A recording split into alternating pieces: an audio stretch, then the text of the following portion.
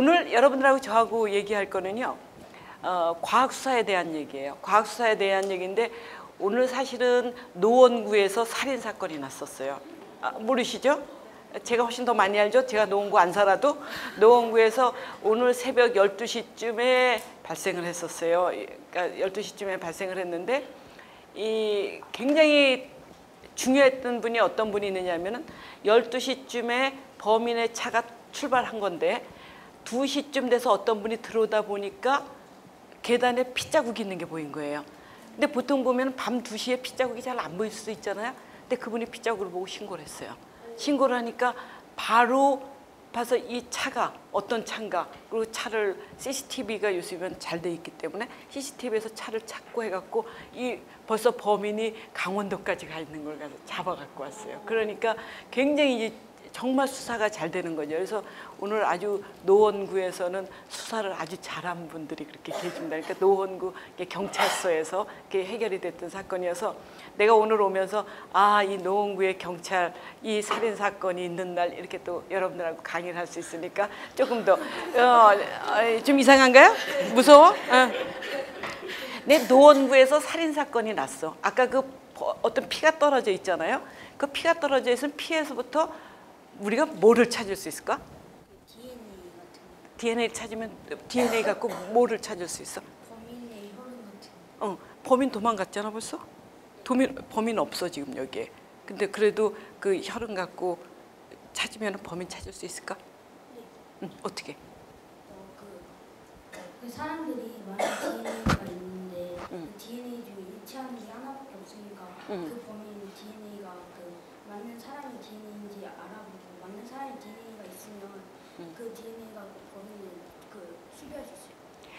이 친구 얘기 중에 지금 굉장히 중요한 게 지금 거기에 있는 혈흔에서 유전자를 분리를 해서 용의자가 있다면은 그 용의자하고 매치를 시켜본다는 거죠. 용의자하고 매치를 시켜봐서 그게 같다 그러면은 그 사람을 범인으로 해도 된다. 그런데 지금 그 범인 그 혈흔에서 나온 유전자하고 그 용의자하고 매치될 확률이 지금 과학 수사에서 유전자 검사를 해서 나오는 확률이 60억 내지 100억 분의 1이거든요. 그 확률이. 그렇다 그러면은 지금 아까 그 혈흔에서 나온 유전자를 분리를 했을 때 범인하고 그 사람하고 일치가 된다 그러면은 60억이니까 세계 인구 중에 한 명이라는 거죠. 그럼 그 사람이 범인이 될 수밖에 없다라는 거죠. 그래서 지금 유전자 기술이 이렇게 많이 발전을 했거든요. 그래서 굉장히 유전자 기술로다 뭐 범인을 잡을 수 있다. 그러니까 유전자 기술 얘기는 이따가 다시 또 사건과 관련돼서 더 얘기 드리는 걸로 하고요.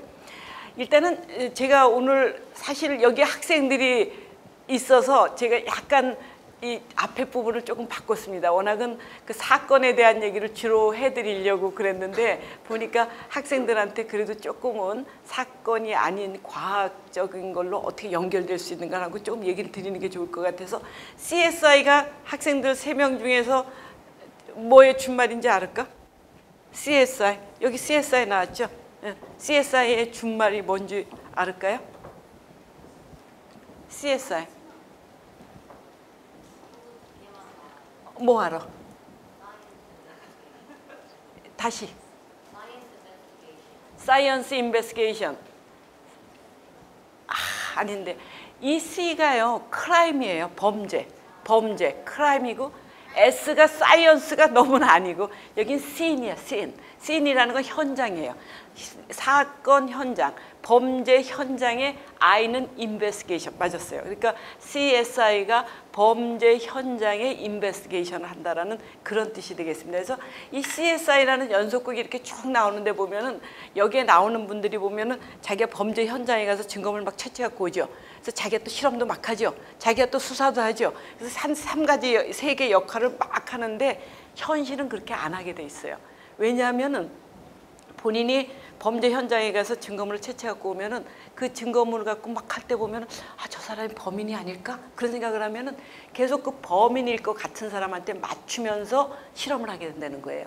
그래서 아닌 거는 버리고 그러니까 편견이 생길 수 있다라는 거거든요. 그래서 여러분들이 앞으로 한번 이렇게 무슨 큰 사건이 난 다음에 이렇게 텔레비전 보면은 거기 갔을 때 보면 과학수사라고 뒤에 붙인 조끼를 입으신 분들이 계시는데 그분들은 바로 과학 이제 국가수에 있는 분들이 아니라 그분들은 경찰 중에서 범죄 현장을 가시는 현장 요원들이에요. 그러니까 정말로 CSI 거기 가시는 분들이에요. 그래서 그분들이 가서 증거물을 쫙 채취해 갖고 와요. 채취해 갖고 온 다음에 그거를 국가수에 보내죠. 그럼 국가수에서는 그걸 갖고 실험을 해요. 실험을 한 다음에 수사는 그걸 범인을 잡는 거는 아까 처음에 했던 그분들이 하는 게 아니라 형사과라는 데가 있어요. 형사과, 강력계 뭐 이런 데 있는 정말 수사관들이 하세요. 그래서 보통은 삼각형으로 연결이 되는 게 아주 중요하거든요. 근데 이 연속극에서는 그렇게 할 수가 없죠. 연속극에서는 그렇게 하면 벌써 주인공이 여기서 3배는 내야 되니까 시청자들이 막 혼동이 올 거고, 일단 물론 개런티, 이 사람들 돈 줘야 되는 것도 굉장히 액수가 달라질 거고 뭐 여러 가지 요인 때문에 그렇게 안 하고 이렇게 하는데, 워낙 현실에서는 그렇게 한 3가지 부류로 다 나눠서 한다는 걸 알고 계시면 되겠고요.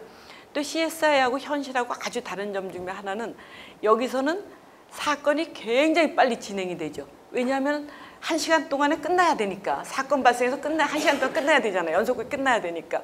그러니까 이게 굉장히 빨리 진행이 되죠. 그래서 여기 얼굴이 누가 딱 나오면 저 사람 어디 사는 누구야 뭐 이런 정도로 다 나오고, 그 사람 무슨 이 뭐 시계가 떨어졌다면 저 시계는 어느 공장에서 만들었겠어 뭐 이렇게 나오거든요. 근데 현실은 그렇게 빨리 할 수가 없어요. 아까 얘기했던 것처럼 그 혈흔에 떨어져 있는 거에서 그 유전자를 분리한다 하더라도 그 시간이 막 몇 시간이 필요하거든요. 그래서 그렇게 빨리 될 수는 없는데, 연속극은 어쩔 수가 없는데, 사실은 그 선생님들 좀 기억하실지 모르는데 저보고 어떤 분이 그런 얘기를 하셨었어요. 사실은 수사는 제일 잘하는 사람이 우리나라 수사반장에 나왔던 최불암 나왔던 그 수사반장이라는 거예요. 그분이 제일 잘한대, 수사를. 그래서 제가 왜 그분이 제일 잘한다고 생각하세요? 그랬더니 우리나라 나오는 수사반장 45분에 끝났다는 거예요. 45분에 끝나고 이런 연속극들은 거의 다가 1시간에 끝난대. 그러니까 우리나라가 훨씬 잘하는 게 아니냐 그런 얘기를 해서, 그것도 말되는 것 같더라고요. 그래서 그렇게 생각하면은 정말 우리 최불암 그 선생님 나오셨던 그 수사반장이 제일 나았던 게 아닌가 그런 생각을 제가 잠깐 했었습니다. 여기 이걸 아까 봤으면 금방 맞췄을 텐데, 그죠? 크라임 씬 인베스티게이션 하면 이렇게 딱 나오잖아요. 이게 이제 워낙 그렇게 인기가 있고 그러니까 사실은 저는 굉장히 고맙게 생각해요. 저분들 덕분에 뭐 국가수도 많이 인지도가 높아졌고, 그래서 굉장히 고맙게 생각하고, 오른쪽에 있는 연속극 혹시 보신 기억 나실까요? 예, 사인이라고 그러는 연속극이었습니다. 이 사인이라는 연속극이었는데, 이제 제가 이제 그 당시에 원장을 하고 있었었는데, 그 제작회사가 저한테 왔어요. 와갖고 이걸 대상으로 해갖고 지금 좀 연속극을 만드는데 국가수가 대상이라는 거예요. 국가수가 주인공이래. 제가 예스 했을까요? 도와달라고 그랬을 때?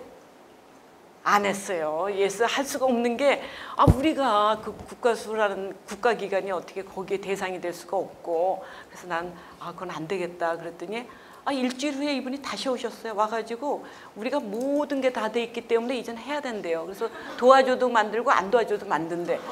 그래서 깜짝 놀라서 알아봤어요. 우리가 안 도와줘도 연속극 우리를 만들 수 있는 건지, 우리가 대상, 근데 된다는 거예요.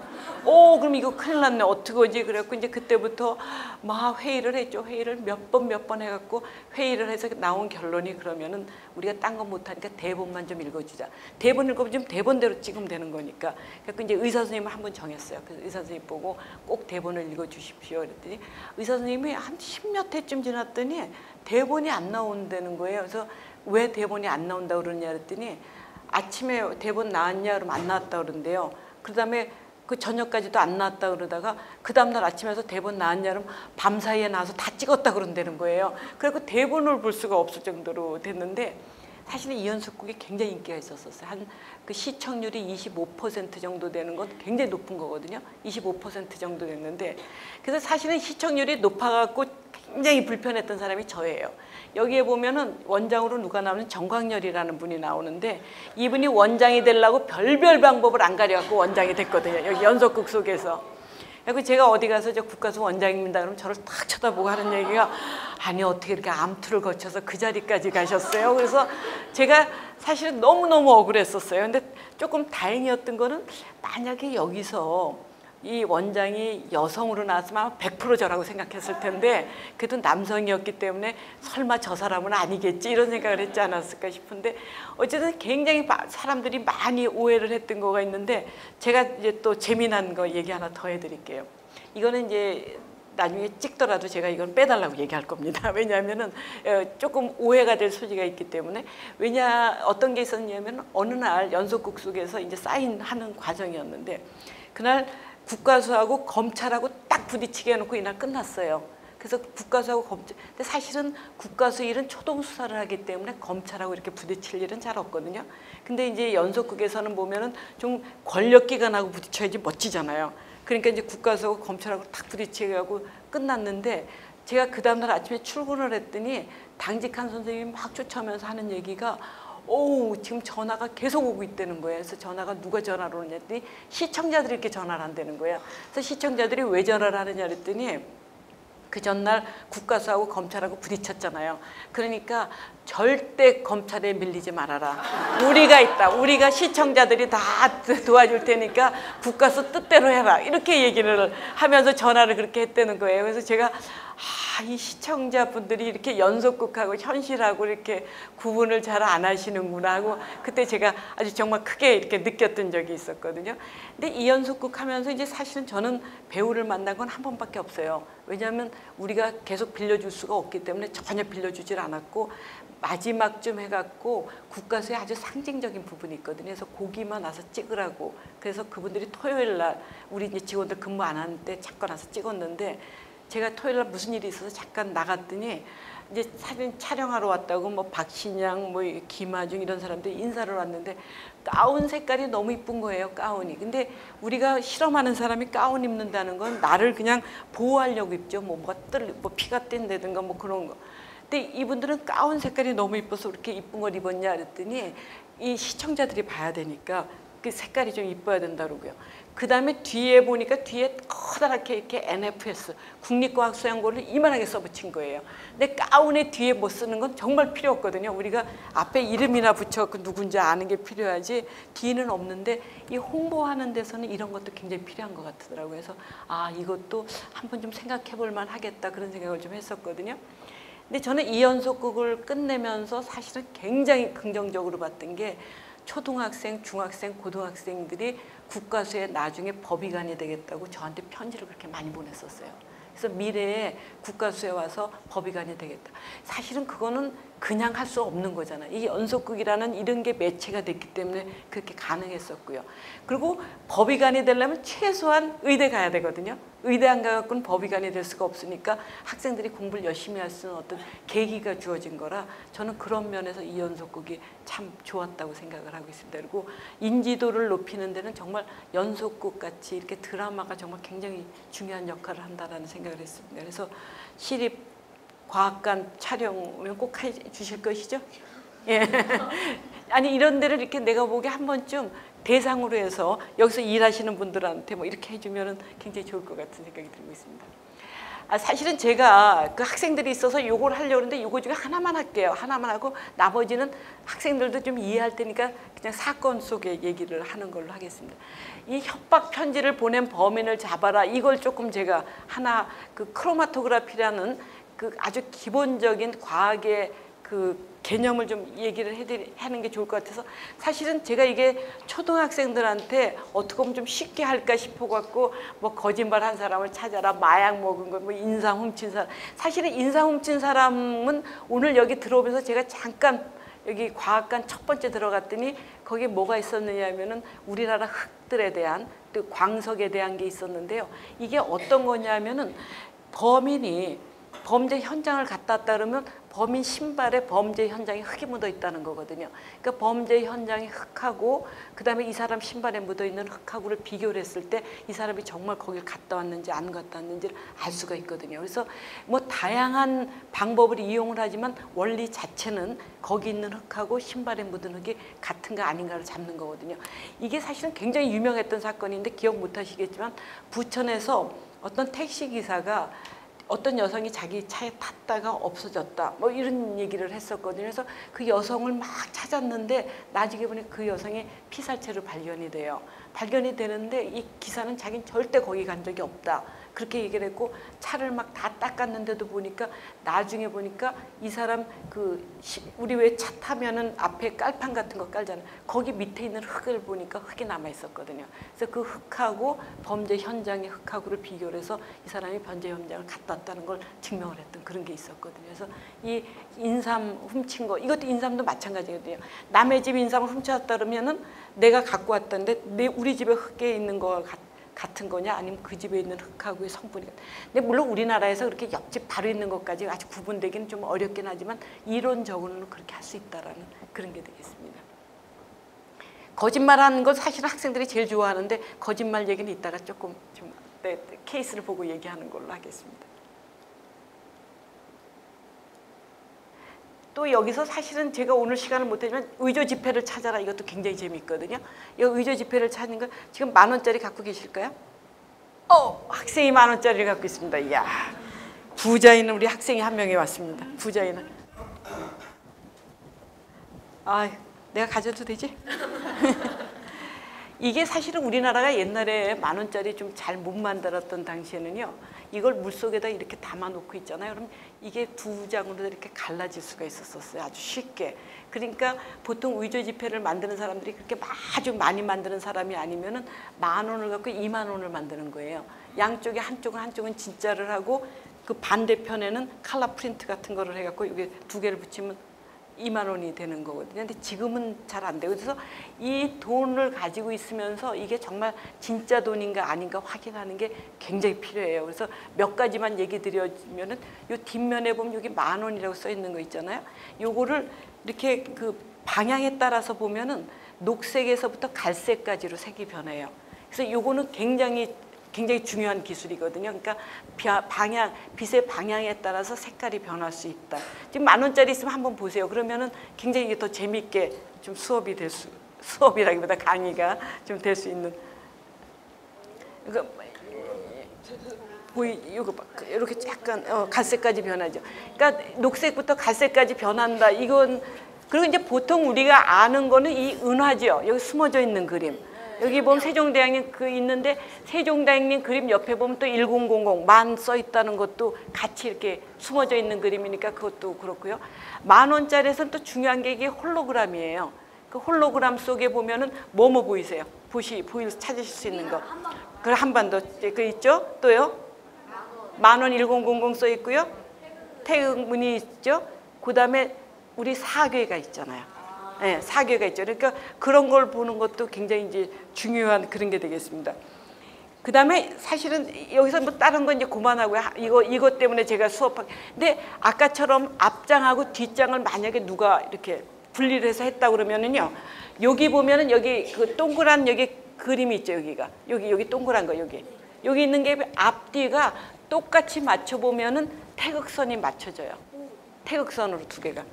앞뒤가 똑같이 맞춰져서 태극선이 양쪽으로 다 이렇게 맞춰지게 갖고 일치가 되거든요. 그러면은 그게 만약 일치가 안 된다 그러면 뒤에 면이 딴 돈이라는 게 되는 거죠. 그래서 앞뒤가 맞춰져야지 되는 거고요.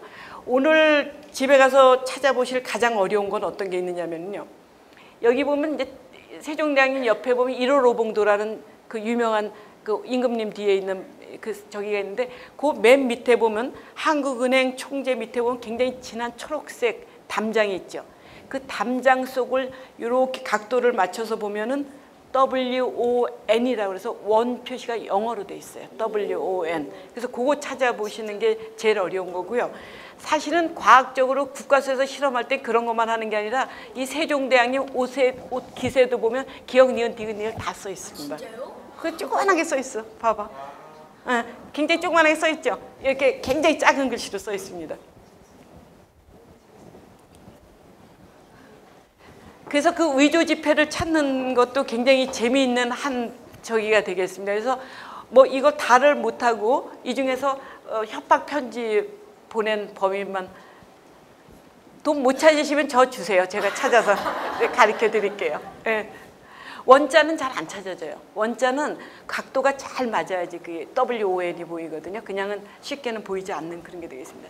워낙 가짜 돈 중에는 제일 유명한 게 슈퍼노트라고 그래서 북한에서도 만들었다는 말도 있고 뭐 여러 가지가 있는데 어쩜 미국 돈 100불짜리 그게 아주 가장 잘 만든 돈으로 돼 있긴 하겠습니다.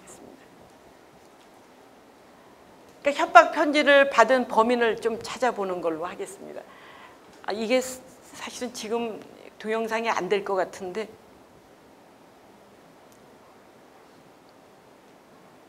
네, 여기 학교 갔다가 이제 학생이 집에 왔어요.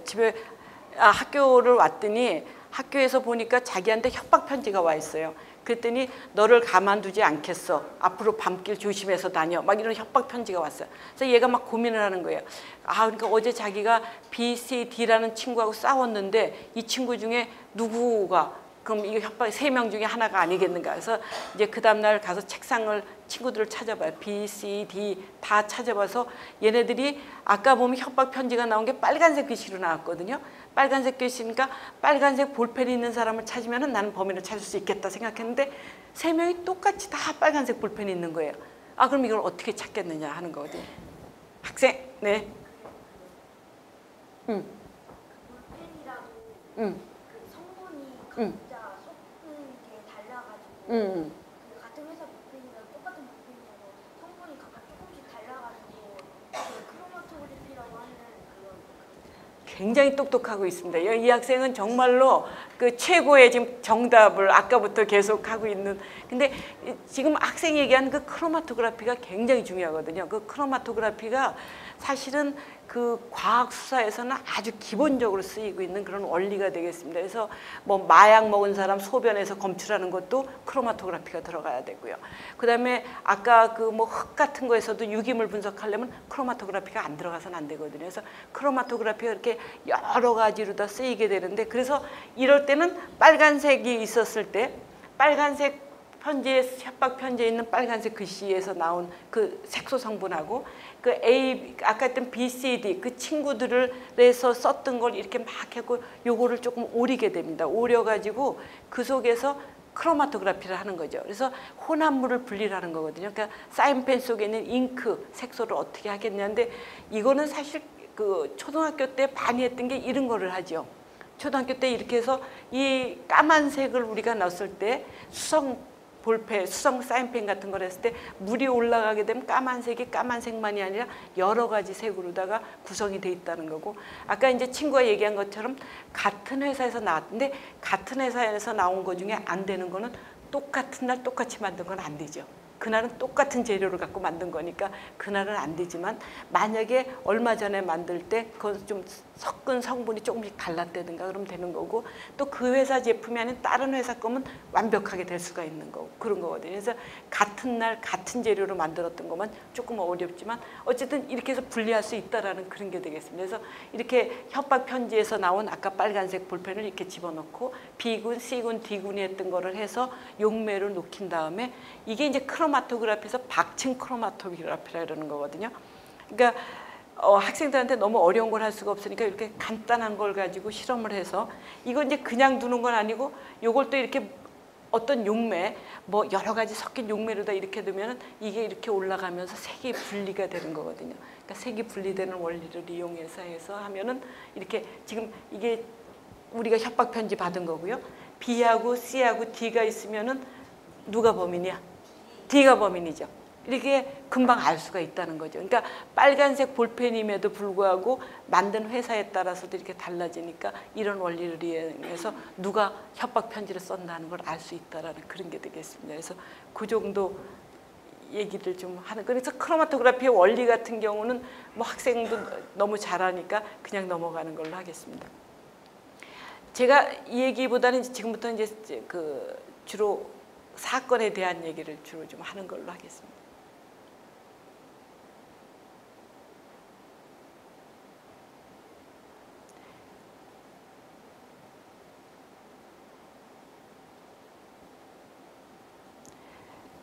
제가 이렇게 제목을 조금 어렵게 갖고 왔었습니다. 오늘 사실은 워낙 과학하는 여자들이거든요. 제가 과학하는 여자 중에 한 명인데 그 5명 중에 하나입니다. 5명 중에 하나인데 저는 이게 보이지 않는 좀 진실을 찾는 사람이라는 걸 제가 늘 자랑을 하고 있습니다. 그러니까 눈으로 금방 보이지 않지만 어쨌든 그 과학의 힘을 가지고 또 이렇게 진실을 찾아가는 그런 과정에 있었다라는 얘기를 하기 위해서 이런 얘기를 드렸고요. 일단 제가 좀 저희 충남대학교 자랑 조금 하고 지나가겠습니다. 왜냐하면 현직을 자랑을 안 하면은 좀 안 되기 때문에 제가 충남대학 자랑 조금만 하겠습니다. 충남대학은 지금 대전에 위치를 하고 있고요. 우리나라의 국립대학 한 10개 중에 하나가 되겠습니다. 그래서 지금 한 3만 명 정도 학생이랑 뭐 다 합치면 3만 명 정도 되고요.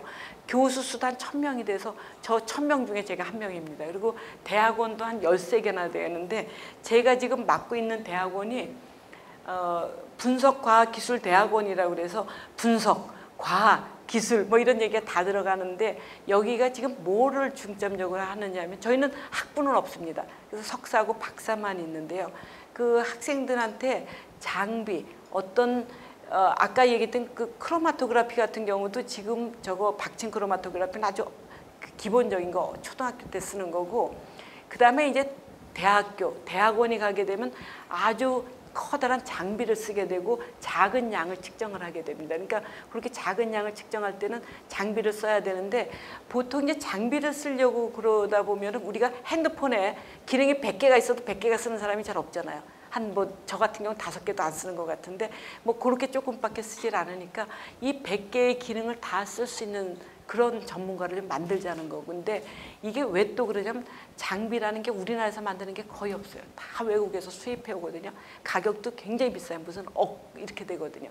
근데 그렇게 비싼 장비를 사갖고 와서 우리가 잘못 쓰면 안 된다라는 게 제 생각이고 그다음에 또 하나 목적은 뭐냐면 앞으로 이 학생들이 이런 장비를 우리나라에서 좀 만들어야 되겠다는 거거든요. 우리나라에서 만들어서 세계에 좀 수출을 할 수 있으려면은 이런 거에 전문가를 만들어야 된다. 그래서 보통 자연과학 한 학생들이 주로 오고 있습니다. 자연과학 한 학생들을 저희가 받아서 2년 동안 석사과정에서 이렇게 졸업을 시키거든요. 그래서 혹시 주변에 조카들 자연과학한 조카들이 있는데 대학원 어디 갈지 모른다면 저한테 보내주십시오. 그럼 제가 잘 키워서 2년 후에 그 사회에 이렇게 잘 돌려보내드리도록 하겠습니다.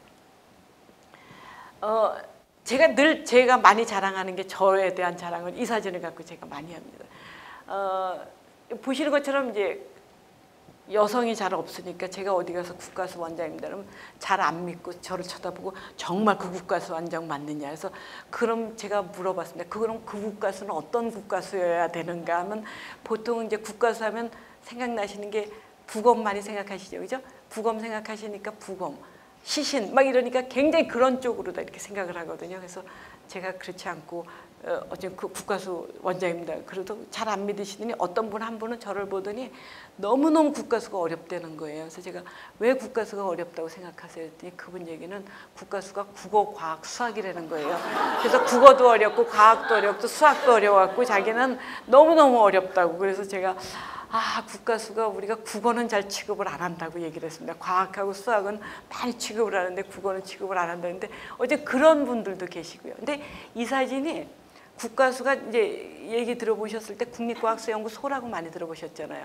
그래서 국가수가 소에서 이날이 원이 된 날입니다. 그래서 소에서 원을 성취했다 해서 우리가 소원 성취한 날이다 뭐 그러고 얘기를 했었는데 이런 이날인데 이제 이날 저희가 그 직원들하고 얘기를 한 게 그래서 소에서 원이 될 때까지 50년이 걸렸는데 그러니까 소라는 건 뭐냐면 2급 기관이거든요. 근데 원이 되면 1급 기관이 되는 거거든요.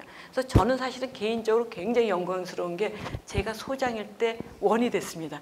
그래서 제가 소장도 하고 원장도 한 그런 사람이라 앞으로 그런 역사는 아마 없을 것 같으잖아요, 그죠? 그래서 제가 굉장히 이제 자랑스럽게 생각하는데 어제 그러면서 저희가 직원들하고 얘기를 했습니다. 앞으로 또 50년, 또 앞으로 100년을 나갈 때 어떻게 우리가 살 건가, 멋진 슬로건 만들자. 그리고 막 얘기를 했더니 직원들이 뭐 진실, 과학한데 이게 말이 잘 안 맞아서 제가 어디에 부탁을 했더니 그분이 만들어준 게 진실을 밝히는 과학의 힘이에요. 과학의 힘으로 진실을 밝힌다. 굉장히 멋지잖아요. 그래서 이것만큼 저는 국가수를 표현하는 건 없다는 생각이 들었었습니다.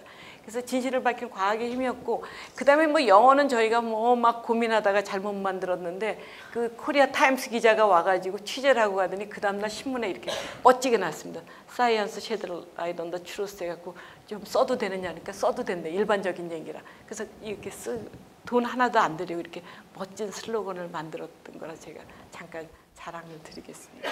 그래서 이제 그다음 슬라이드는 뭐 CSI에 대한 얘기니까 그냥 넘어가는 걸로 하고요. 이건 과학 수사 그러니까 CSI 덕분에 막 인기가 있어지니까 아마 관장님도 이것도 한번 해보셔도 좋을 것 같아요. 이게 지금 그 미국에서는요, 이 60불을 돈을 60불 정도 내면은 GPS를 주고 사건에 대한 시나리오를 준다는 거거든요. 사건에 대한 시나리오를 갖고 와서 범인을 자기가 잡으러 가는 거예요. 그래서 범인을 잡아가는 그 과정까지니까 굉장히 흥미진진하잖아요. 근데 사실은 뭐 돈 내가면서도 이렇게 한다는 거죠. 근데 이 체험 프로그램이 굉장히 인기가 있다고 얘기를 하더라고요.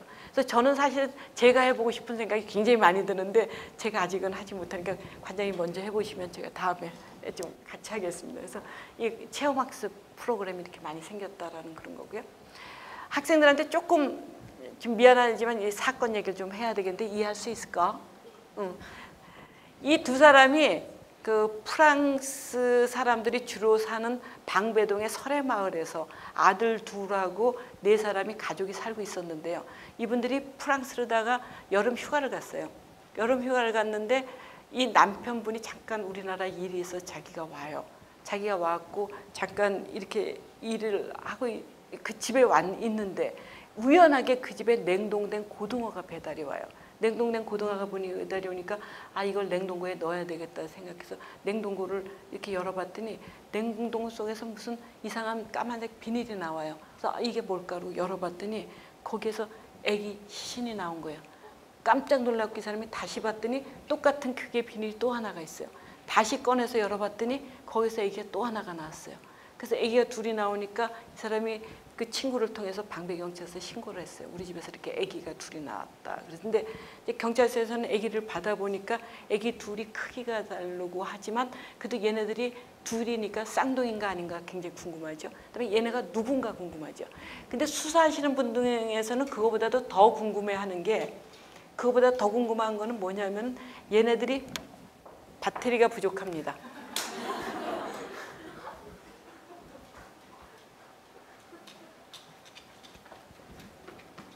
이거 얘기할 동안에 없어지면 그냥 얘기할게요. 안 나와도 되게. 그러니까 애기들이 이렇게 2명이 죽어 있는 애가 있으니까 수사하시는 사람 입장에서 봐서는 얘네들이 살아서 태어났느냐 죽어서 태어났느냐가 굉장히 중요한 거거든요. 얘네들이 살아서 태어났다면 누군가가 살인을 한 거잖아요. 살인을 해서 얘들이 사망을 한 거고 죽어서 태어났다 그러면은 그냥 있는 거니까. 그래서 얘네 둘이 살아서 태어났느냐 죽어서 태어났느냐 뭐 이런 것들 모든 궁금한 점을 이제 다 국가서에 의뢰를 했죠. 그래서 국가서에서 애기들 둘을 보니까 애들 둘이 크기가 달라요. 크기가 다르고 이렇게 여러 가지 상황을 봐서 얘네들이 동시에 태어난 애들은 아니고 시차를 두고 태어난 애들이라는 게 확인이 됐어요. 그래서 쌍둥이는 아니다라는 게 이제 확인이 됐죠. 쌍둥이는 아닌데 그럼 얘네들이 살아서 태어났냐 죽어서 태어났냐 하는 거는요. 애기들이 태어나자마자 제일 먼저 하는 게 우는 거잖아요. 우르니까 공기를 들어 마시게 되면 공기가 폐 속에 있으면은 거기는 살아서 태어난 거고 폐 속에 공기가 없으면은 죽어서 태어난 게 되는 거거든요. 부검을 해서 봤더니 아기들 둘 다 해서 공기가 나와요. 그럼 얘네들은 살아서 태어난 게 됐죠. 그래서 사인은 얘네들이 사망한 원인은 뭔가 봤더니 질식사예요. 목이 눌러서 이제 질식사를 한 거예요. 그러니까 사인도 밝혀지고 막 그런 상황인데 이분이 가족들이 다 프랑스에 있으니까 본인은 프랑스에 가겠다고 프랑스를 간다고 그러는 거예요. 그러니까 그냥 가게 할 수는 없으니까 좀 유전자를 남겨놓고 가라고 그랬어요. 그래서 요즘에 유전자 채취를 굉장히 간단하게 하는 게 구강세포, 우리 침 속에 있는 세포가 하나만 있으면 되니까 그래서 면봉 같은 걸 갖고 이제 구강세포를 채취하는 거거든요. 그래서 그걸 남겨놓고 가라 그랬어요. 그래서 이분이 남겨놓고 가고 그래서 아기들 둘 조직에서 채취를 해서 유전자 검사를 하고 이분이 두고 간 거에서 유전자 검사를 해서 이렇게 맞춰봤더니 너무나 놀랍게도 아기 둘의 아버지가 이 사람인 거예요. 그럼 엄마는 누군가? 엄마를 찾는데 엄마가 찾아지질 않았었어요. 그래서 엄마를 찾는 작업을 못해서 나중에 어쩔 수 없어 이 집에 보니까 아들들이 둘이 있었으니까 걔네들이 쓰는 칫솔도 있었을 거고 뭐 그런 생활용품을 갖고 왔어요. 그래서 그걸 갖고 쭉 실험을 해서 보니까 거기에서 그 칫솔 중에서 하나가 남성 유전자가 나와요. 그래서 그 유전자 나온 거하고 아기들하고 비교를 해봤더니 형제지간인 게 확인이 돼요. 그럼 엄마가 이 사람이라는 게 되는 거잖아요. 근데 이게 사실은 워낙 큰 사건이었기 때문에 또 보강 수사 더하고 보강 실험을 더해서 이제 최종적으로 우리가 확실하다 할 때 이제 발표를 딱 했어요. 발표를 딱 했더니 이 사진이 이분들이 프랑스에서 반박 회견을 하는 장면이에요. 믿을 수 없다. 그리고 이제 하는 얘기가 첫 번째, 너무너무 실험을 빨리 했다는 거예요. 실험을 보통 그 프랑스에서는 이런 사건이 생기면 6개월 걸려서 한대요. 근데 우리나라는 너무 빨리 했다 그러는데 우리나라는 좀 빨리 하잖아요. 뭐든지 그죠? 그렇게 늦게 할 수가 없는데 그래서 그렇다는 거. 두 번째는 어떻게 칫솔 뭐 이런 거 갖고 실험했냐. 믿을 수가 없다. 세 번째, 이 여성분이 임신한 걸 본 사람이 없댄다. 이런 상황이 됐거든요. 그런데 이제 우린 너무너무 답답하고 뭐 그렇지만 어떻게 할 수가 없었는데 프랑스 정부에서 보니까 자기네 나라 국민이 남의 나라 가서 살인사건에 관련됐다는데 수사를 안 할 수가 없거든요. 그래서 프랑스에 다시 수사가 시작이 됐어요. 프랑스에서 다시 수사를 하면서 우리한테 애기들 조직을 보내달라 그랬어요. 그래서 우리가 그냥 보내줄 수가 없어서 그 프랑스 대사관에서 영사가 나와서 영사 보는 앞에서 조직을 채취를 해서 그걸 이제 보냈거든요. 외교횡령에 넣어서. 그랬더니 나중에 얘기했더니 프랑스에서 실험을 했는데 세계 기관에서 실험한 결과가 우리하고 일치를 했다는 거예요. 그러니까 그때야 이 여자분이 자백을 하는 거예요. 내가 사실은 걔네 둘을 그렇게 죽였고 그 전에 한 명도 또 그렇게 죽였다. 그래서 3명을 이제 죽인 게 되는데 이 여성분이 어떤 질병 같은 걸 갖고 있냐면은 자기가 임신했다는 사실을 막 거부를 하니까 아기가 태어나기만 하면은 이렇게 사망을 시키는, 그러니까 임신 거부증 같은 그런 증세가 있었다는 거거든요. 그래서 그 법정에서 8년형을 받고 뭐 4년 살고 이분이 이제 석방이 됐는데, 이게 제가 이렇게 장황하게 얘기하는 거는 우리나라 과학수사 기술이 이때 굉장히 이제 세계적으로 인정을 받았던 계기가 됐었습니다.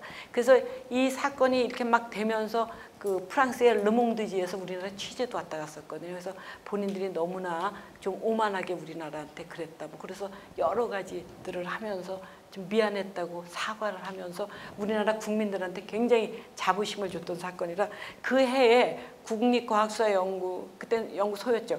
국가수가 그 우리나라 국민들을 행복하게 해준 기관으로 뽑혔습니다. 어떤 NGO 기관에서 그걸 뽑아갖고 저희가 뽑혔던 그런 게 있었습니다. 아, 드디어 저기가 안 되나 본데요. 이거를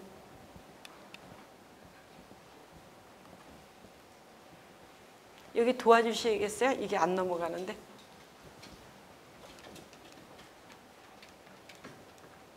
이게 안 넘어가고 이것도 안 되고.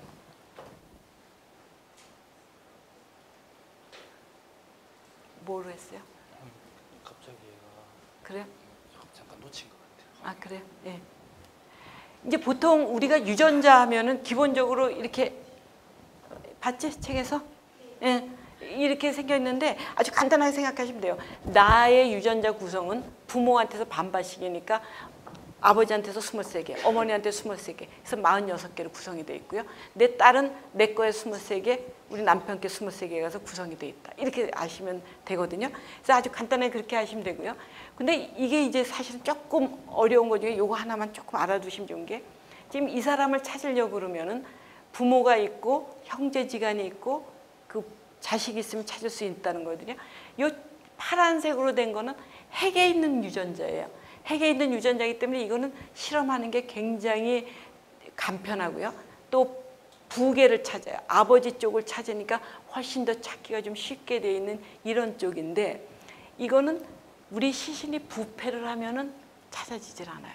그러니까 뼈라든가 이런 데서는 안 되고, 뼈라든가 이런 데서 할 때는 미토콘드리아 내에 있는 유전자를 갖고 실험을 하거든요. 이게 개수가 훨씬 많아요. 훨씬 많기 때문에 이걸 갖고 하는데, 이거는 단점이 모계를 찾아요. 엄마 쪽을 찾게 되면서 이게 여기 색깔이 있는 것처럼 완벽하게 이렇게 파란색처럼 잘 되지를 않아요. 그래서 시간이 굉장히 오래 걸려요. 그래서 여러분들이 기억하시지만 유병헌 사건 같은 경우 보면은 아, 유전자 검사를 하는데 왜 그렇게 오래 걸렸느냐. 왜냐하면 그때는 시신이 다 부패를 했기 때문에 대퇴, 이 뼈를 갖고 실험을 했거든요. 그래서 뼈에서 실험을 하니까 이렇게 시간이 오래 걸렸던 그런 게 되겠습니다. 근데 사실은 이런 쪽에서 실험을 할 수 있기 때문에 또 굉장히 요즘에 우리한테 도움이 되는 게 어떤 게 있냐면, 여러분들 얘기 들어보시면 6.25 때 전사자들의 유가족을 찾아준다 그러잖아요. 6.25 때 돌아가신 분들이 몇십 년 전에 돌아가신데 그분들한테는 어떻게 뭐를 갖고 하느냐. 그분들의 뼈 속에 있는 이 미토콘드리아 유전자를 분석을 해서 유가족들을 찾아줄 수가 있거든요. 그래서 과학의 기술은 또 이런 쪽으로도 이렇게 쓰인다고 알아두시면 되겠습니다. 강호순 사건인데요. 강호순 같은 경우에는 그 여대생이 이제 그 보건소를 갔다가 길을 건너서 버스 정류장에 서 있다가 없어져요. 그러니까 차를 타고 지나갔을 거라고 다 생각을 하죠. 그래서 거기 버스 정류장 앞에 지나갔던 차들이 몇천 대가 지나갔는데 그 CCTV에서 그걸 차종을 읽어달라고 CCTV 필름을 이제 국가에서 보냈어요. 그다음에 이제 몇 킬로가 지난 다음에 다시 CCTV 필름이 있었는데 그것도 이제 같이 보냈죠. 그래서 두 개를 같이 이제 저희가 실험을 하는데 거기 차들이 그렇게 많이 지나가던 차들 중에서 어떤 차, 그 차종이 뭔지, 어떤 차의 특징이 있는지 뭐 이런 걸 찾는 거거든요. 근데 우리 선생님들이 굉장히 잘해요. 그 영상 분석하는 게 사실은 영상 분석한다고 생각할 때 아주 어려운 게 어떤 게냐면 차 번호를 읽는다고 하더라도요. 차 번호가 뒤에서 똑바로 잘 찍혀졌으면 번호가 읽히겠지만 옆으로 비스듬히 찍혔다 그러면 그 읽기가 굉장히 어렵잖아요. 그러니까 그런 걸 읽을 수 있는 게 기술이 되는 거고요. 그다음에 범인이 CCTV에 갔을 때 얼굴을 뭐 이쁘게 하고 이렇게 있는 건 없잖아요. 그러니까 범인 보면 항상 마스크 쓰죠. 모자 쓰니까 그 상태에서 이 사람 얼굴을 어떻게 보이게 하느냐 이런 게 기술이거든요. 근데 그런 거에 대한 굉장히 기술을 갖고 있기 때문에 그 CCTV에 갖고 온 차종 읽는 건 아주 쉽게 했죠. 막 해갖고 그때 한 100 정도가 차가 가장 유력하게 그 시간대 그걸 지나가겠다 그런 차들을 이제 뽑았는데 그중에 보니까 차 중에 하나가 왼손으로 운전을 하면서 오른손으로 뭐를 누르는 듯한 그런 차도 있었어요. 근데 이제 100여 대를 우리가 이게 해갖고 경찰 아저씨들한테 경찰분들한테 드리면은 경찰분들이 그걸 다 찾아다녀요. 집집마다 어디 갔었냐 어떻게 됐나 다 찾거든요. 다 찾았는데 강호순 집도 간 거예요. 근데 좀 이상해. 그래서 그 다음날 다시 갔더니 강호순이 그 차가 에쿠스였는데 거기다 불을 질러 버렸어요. 왜 불 질렀을까? 증거를 없애려고 그랬잖아요. 증거를 없어진 거예요. 그러니까 증거가 없어지면은 형사사건에서는요. 증거가 없으면 얼마나 어려우냐면은 형사사건에서 어떤 피고가 무죄의 원칙이에요. 무죄예요. 나를 유죄를 입증하려면 100이 입증을 해야 돼요. 나를. 99.9가 해도 안 되죠. 0.1이 모자라거든요. 그래서 100을 입증을 해야 되니까 증거가 있는 게 굉장히 중요하거든요. 그래서 이제 경찰분들이 그 집을 다 뒤졌어요. 뒤졌더니 그 사람이 옛날에 타고 다니는 트럭에서 그 옛날에 입던 점퍼가 나왔어요. 그래서 점퍼가 나와서 그걸 우리한테 의뢰를 했는데 선생님들이 뭐 앞뒷면 다 보는데 아무것도 안 나왔다는 거예요. 근데 보니까 소매 끝에서 뭐가 보였다는 거예요. 뭔가 봤더니 혈흔이에요. 핏자국이 보였어요. 그래서 거기서 유전자를 분리를 했어요. 유전자를 분리를 했는데 거기서는 여성의 유전자가 나왔는데 그때 마침 어떤 사건들이 많이 경기도 서남부에서 발생을 했냐면은 여성분들이 한 6분이 없어졌어요. 그냥 길에 서 있다가 없어지고 하는데 거의 아까 그 여대생하고 비슷하게 버스 정류장에 서 있다가 없어지는 거예요. 그러니까 그렇다면 차를 통해서 그러니까 납치당했을 가능성도 있고 그러니까 여기서 얘기가 그러면은 강호순하고 이 사건이 너무 비슷하니까 강호순이 범인이 아닐까 했는데 강호순이 자기는 뭐 범인 아니라고 그러죠. 증거 갖고 와라. 근데 여기 소매 끝에서 나온 혈흔을 갖고 이렇게 아까 그러니까 실종되셨다는 6분에 대해서 유전자를 분리하는 DB가 있었거든요. 거기랑 맞춰봤더니 그중에 한 분하고 딱 맞는 거예요. 그 가정주부하고. 그래서 그걸 갖고 가서 얘기를 했더니 그때야 강호순이 내가 누구도 죽이고 해서 7명을 죽였다고 이렇게 쭉 얘기를 했던 그런 거거든요. 그래서 이게 굉장히 중요했던 그런 게 되겠습니다. 근데 소매 끝에서 나온 게 나노그램 양이에요. 나노그램이 굉장히 작잖아요. 우리 킬로그램의 1000분의 1이 그램이죠. 그램의 1000분의 1이 미리그램이죠. 미리그램의 1000분의 1이 마이크로그램이죠. 또 마이크로그램의 1000분의 1이 나노그램이거든요. 엄청 작은 양이잖아요. 그래서 그 양에서 찾았다고 그러니까 막 기자분이 뭐 우리 선생님한테 정말 얼마큼 작으냐 그러더니 혹시 모기 눈물보다 적으냐고 물어서 우리 선생님이 그렇다 그랬더니 그 다음날 신문에 났습니다. 그 다음날 신문에 난 게 모기 눈물보다 적은 양이에요. 그래서 이 신문 기자분들이 이런 걸 정말 참 잘 쓰는 것 같다는 생각을 했었습니다.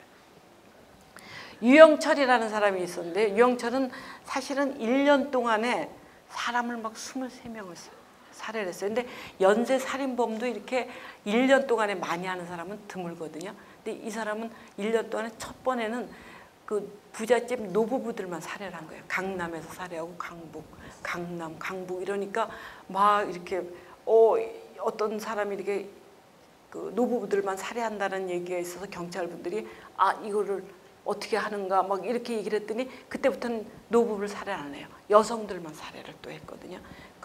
그런데 이 사람이 증거를 하나도 안 남기고 다 도망을 갔어요. 근데 이게 회화동에서 노부부를 살해하고 가는 장면인데 여기 전봇대 옆에 키가 이렇게 있는 거예요. 그래서 이 키가 얼마나 되는지 뒷모습만 해서 키라도 좀 알았으면 좋겠다 그래서 저희 선생님들이 바로 갔죠. 가서 이 키를 쟀거든요. 키를 재서 이 프로그램 갖고 와서 딱 쟀더니 이 사람 키가 한 168에서 한 169쯤 되겠다. 그렇게 얘기를 했어요. 근데 물론 그거 갖고 잡지 못했어요. 다른 거 갖고 잡았는데 나중에 이제 유영철 잡고 났더니 자기 키가 170이다 뭐 그렇게 얘기를 했다는 거예요. 근데 우리 선생님은 자기가 맞았다고 그래요. 왜냐하면 남자들은 다 키를 1cm나 2cm 느린대요. 그래서 이렇게 5나 10으로도 한다 그러면서 이렇게 딱 맞다고 그 얘기를 하더라고요. 그래서 유영철 사건이 있었고요. 너무 어린 학생들한테 나쁜 사건을 많이 해주는데 그래도 요거까지는 해야지 될 것 같은데 이 김길태 사건 같은 경우에는요. 그 중학교 2학년 여학생이 엄마하고 통화를 해요. 엄마하고 8시 반쯤 통화를 하고 9시쯤 엄마가 집에를 갔더니 애가 없어진 거예요. 애가 없어진데 중학교 2학년 학생인데 안경도 있고 핸드폰도 있는데 애만 없어진 거예요. 그러니까 엄마가 너무 이상해서 이렇게 막 바닥을 봤더니 바닥에 자국이 있어요. 그래서 엄마가 즉각 납치당했다고 생각을 하죠. 그래서 납치를 당했나 보다. 그러니까 신고를 했어요. 근데 납치 사건이 생기면 경찰에서 바로 얘가 납치됐습니다 이러고 수사하지 않아요. 왜냐하면은 납치범이 얘를 살해할 가능성이 있거든요. 그래서 한 며칠은 비공개로 다 해봐요. 그러다가 못 찾으면 그때 이제 공개 수배를 하거든요. 근데 이 사건 같은 경우는 2월 24일 날 사건이 발생을 하고 2월 27일까지 못 찾아요. 그래서 2월 27일이 되면서 공개 수배를 해요. 그래서 정말 얘가 납치당했다 이렇게 얘기가 됐거든요. 근데 얘 시신이 발견된 게 이제 3월 6일 날 이제 발견이 되면서 얘가 시신이 발견되니까 이제 사람들이 막 그런 얘기를 해요. 그 김길태라는 사람이 그때 혐의가 있었거든요. 근데 김길태가 그 전까지는 사람들한테 뭐 성폭행 그런 건 했지만 살해는 하지 않았다. 이거는 공개 수배를 했기 때문에 살해를 했다. 이렇게 얘기가 되는 거예요. 그래서 정말 얘가 살해를 당한 시점이 공개 수배 전이냐 후냐 하는 게 굉장히 중요했거든요.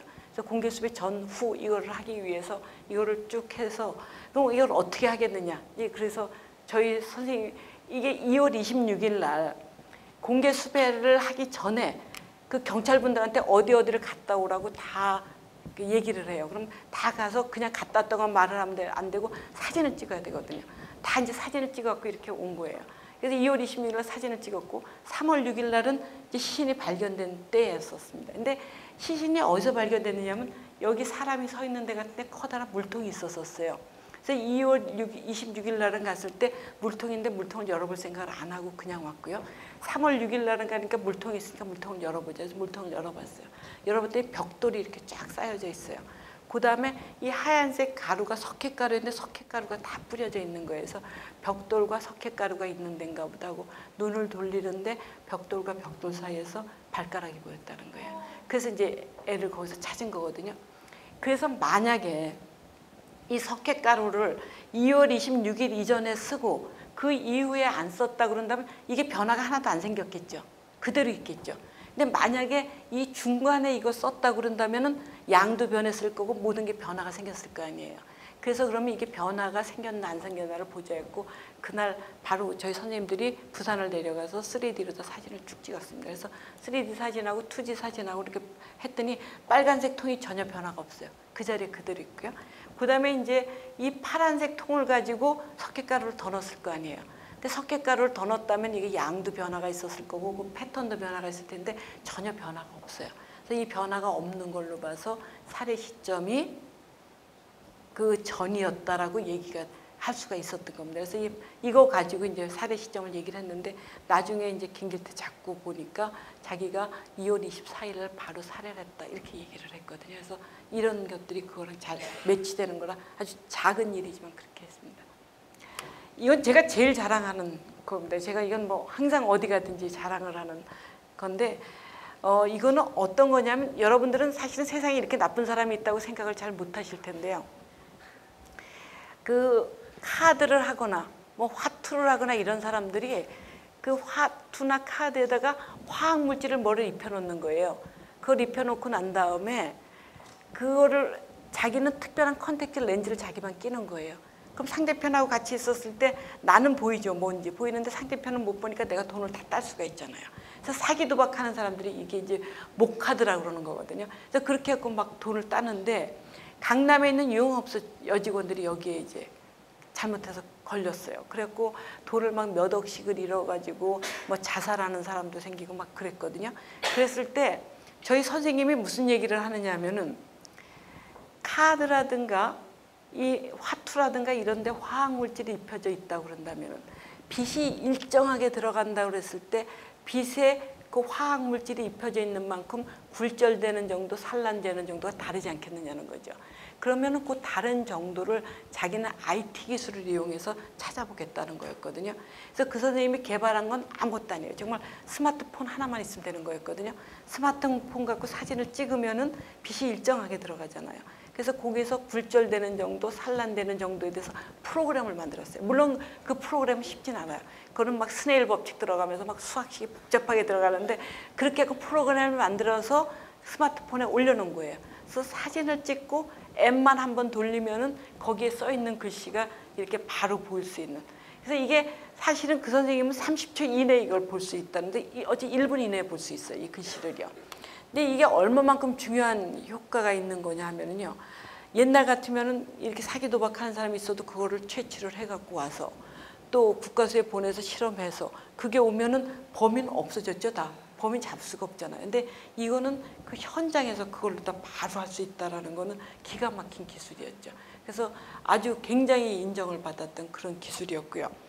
이거 이외에도 뭐 그 선생님이 한 거 중에 또 유명한 거는 그 번호판 중에 이제 우리가 봤을 때 자동차 번호판이 미국 같은 데서 들어오는 것 같은 경우에는 읽는 게 우리나라 번호판하고 미국하고 틀리잖아요. 읽어지지가 않았거든요. 근데 이 선생님이 자기가 만들었어요. 프로그램을.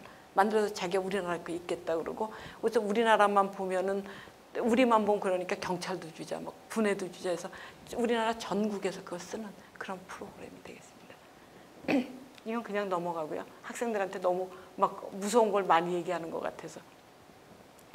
이건 사실은 저는 제가 어디 가서 저를 소개를 할 때 제가 마약 한 사람입니다 이렇게 얘기를 하거든요. 제가 마약 전문가예요 사실은. 지금 앞에 얘기한 거보다는 얘기한 거는 우리 그 국가수의 다른 선생님들이 주로 실험한 거고요. 저는 마약 쪽 실험을 해서요. 여러분들 마약 먹었는지 안 먹었는지 저한테 테스트 해달라면 제가 그거 다 할 수 있어요. 그리고 제가 마약 얘기를 하면 지금부터 3시간을 할 수가 있어요. 3시간. 그러니까 마약에 대해서는 이제 제가 그리고 제가 마약 쪽만이 아니라 지금 현재 국제학회에서 회장을 맡고 있는 게 뭐냐, 마약하고 약동물 쪽에 제가 그러니까 동물. 그래서 얼마 전에 김정남 사건이 있었잖아요. 김정남 사건 한번 여러분들 생각해 보세요. 이 사람이 있는데 어떤 여성분들이 2사람이 와갖고 얼굴에다가 뭐를 이렇게 칠하고 있었는데 이 사람이 한참 걸어가잖아요. 걸어가갖고 자기가 누가 막 이랬다고 얘기까지 하면서 30분 후에 사망을 해요. 근데 그 VX라고 그러는 거기서 그때 밝혀졌다는 물질이 지금 밝혀져 있는 케미칼, 화학물질 중에서 독성이 가장 큰 물질이라고 그러거든요. 그런 물질을 얼굴에 발랐는데 어떻게 3분씩이나 있을 수가 있고 30분 후에 사망을 했겠느냐. 굉장히 이제 그 설명하기 어려운 그런 경우거든요. 근데 이제 그 VX가 있기 전에 그거랑 비슷한 그 화학물질로다 우리가 알고 있는 게 사린이라는 거 들어보셨을까요? 일본의 그 도쿄에서 동경에서 지하철에 그 사린가스라는 게 있었어요. 어떤 사람이 거기다 오음 질리기 오라는 데서 거기다 집어넣어갖고 그건 막 사람들이 많이 한 5,000명, 6,000명이 그 중독되고 그랬거든요.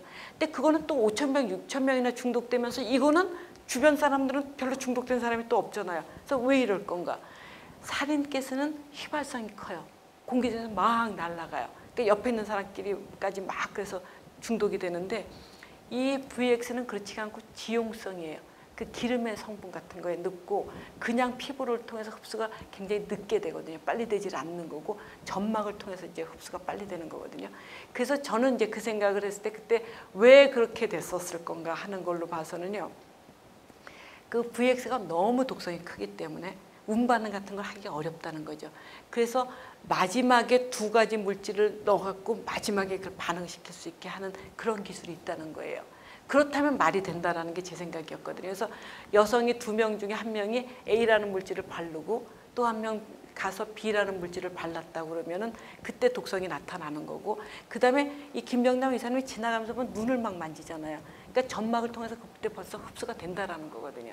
흡수가 돼서 거기 가서 얘기를 하면서 그다음에 사망을 하게 되는 그런 거게 되는 거고요. 근데 거기 보면 여성들 중에 2사람 중에 하나는 독성이 나타났다 그러거든요. 그다음에 이게 또 VX가 빨리 가서 비누로다가 NaOH, 우리가 비누가 알칼리성이잖아요. 그러다 닦으면 무독화가 되거든요.